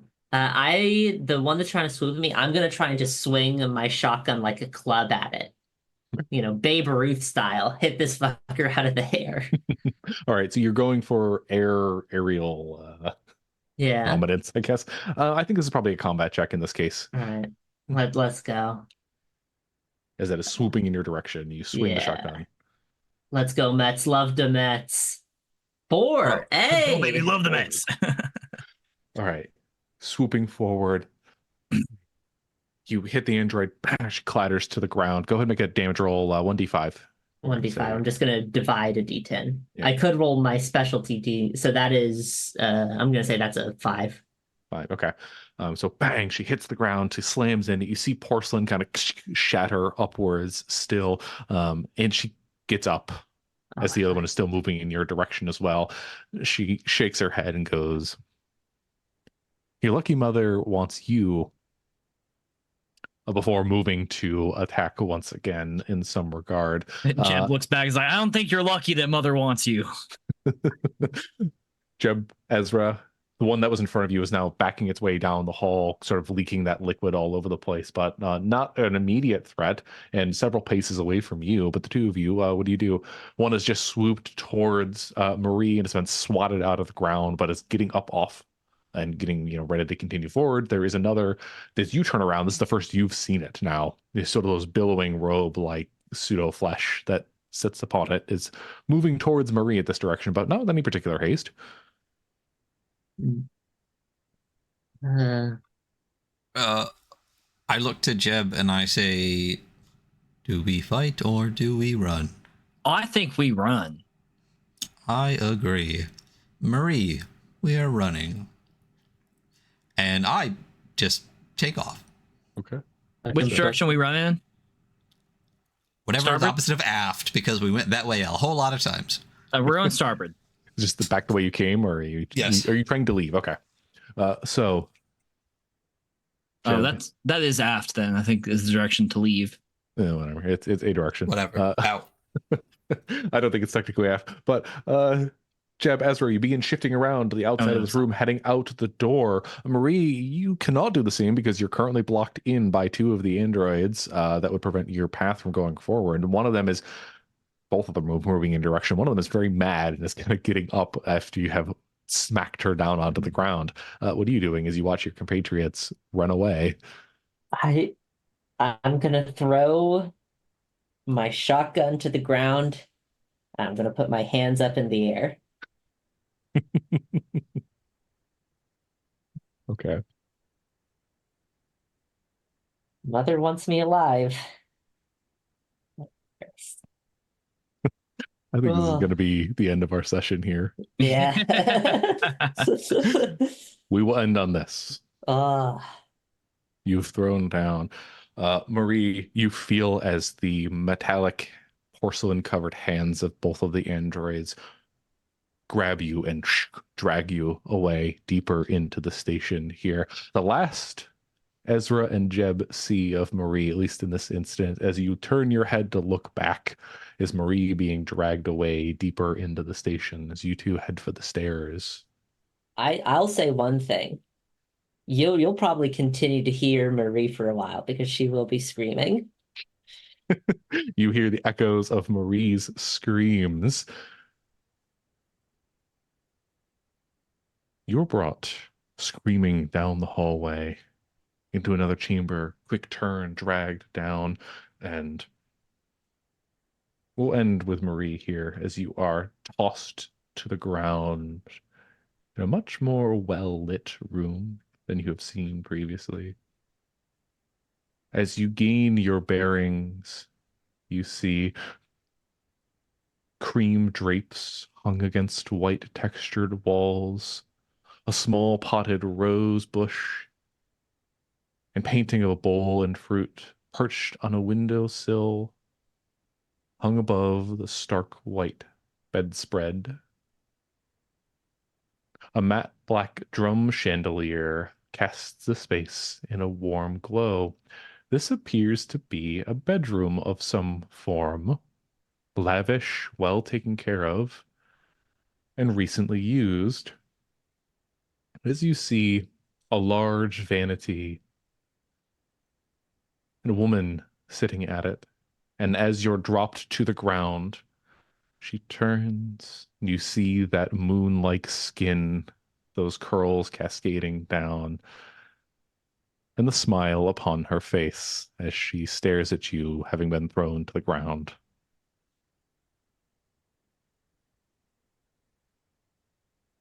Now, Ezra, Jeb, you two make it about as far as the elevator.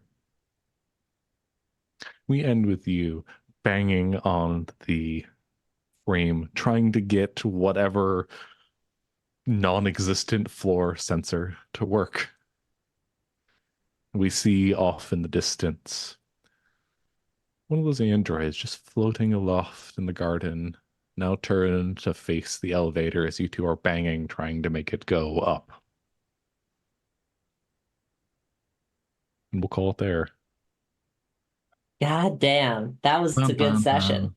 Oh my goodness. This has been one part of Till Death Do Us Part. Like I said at the beginning, you're probably looking at 2 to 3 sessions for a full run, but you guys made it considerably deeper than I was expecting, at least based on prior experience. So good job. Hell yeah. Yeah, great We job. all still we all fucking lived. died. Woo! Yeah, hey, listen, if it doesn't show you're dead, you're not dead, right? Yeah. Right. Yeah. I feel like a surprising number of our sessions end with a heavily implied death.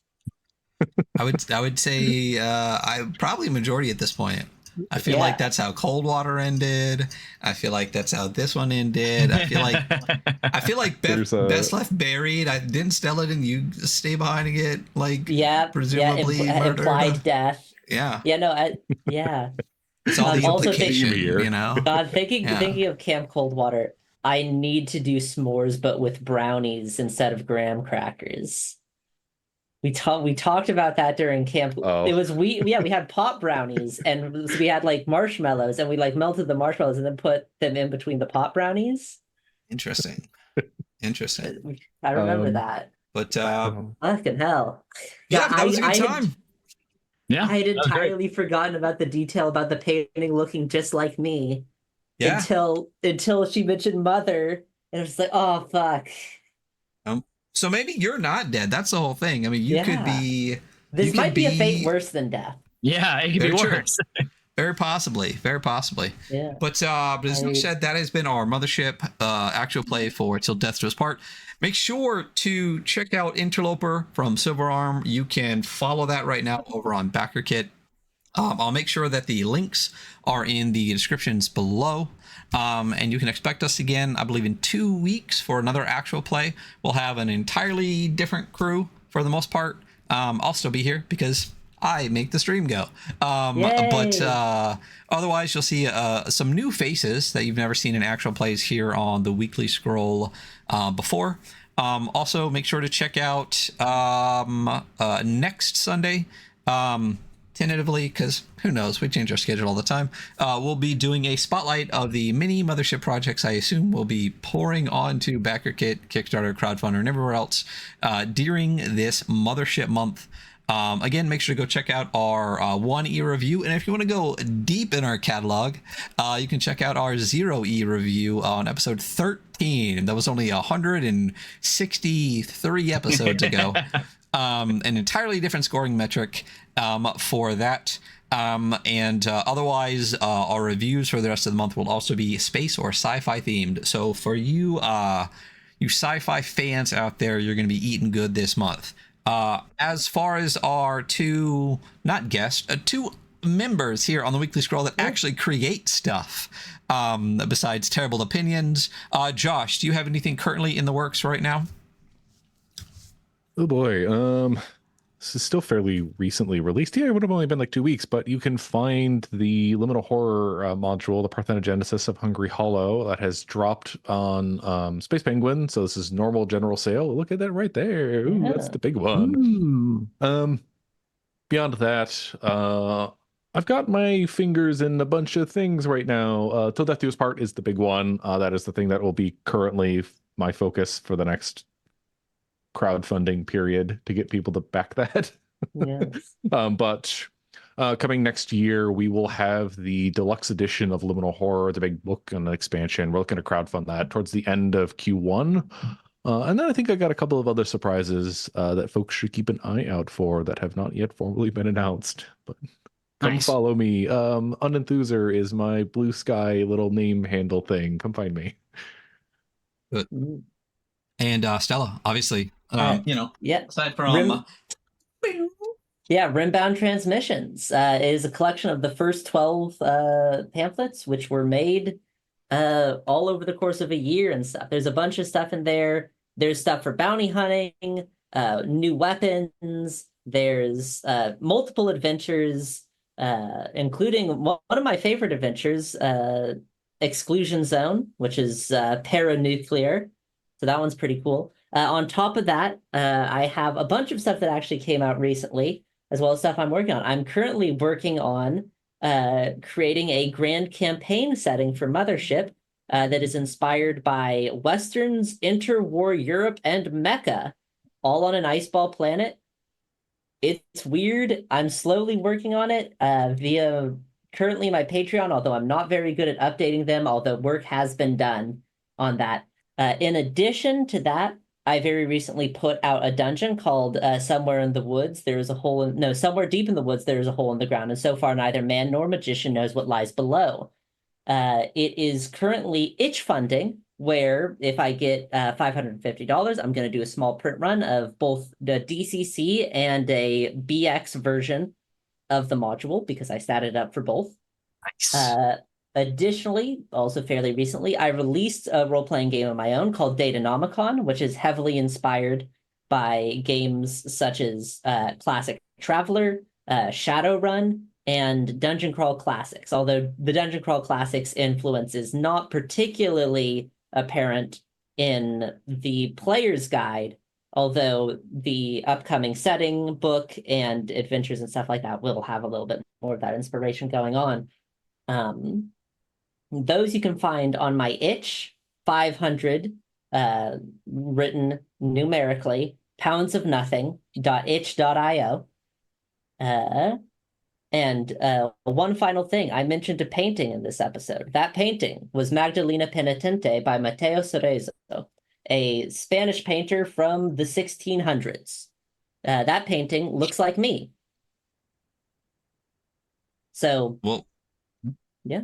Amazing. Check out that painting. Please include a link to that painting. If I remember, I will include a link to that painting. I will send you the link right now. Send it to me and I will try to remember. So definitely check out everything coming from these two. I will make sure that links to as much as I remember will be in the descriptions below. And make sure to back like Silverarm with our project Interloper. I'll make sure the Backerkit link is in the below, and then you can get this wonderful adventure and play all the parts that we didn't get to. And that is going to be us for the show. Tune in again for the rest of the month for more Mothership stuff. And thank you all for being here, and we will see you later. Bye. Bye. Bye.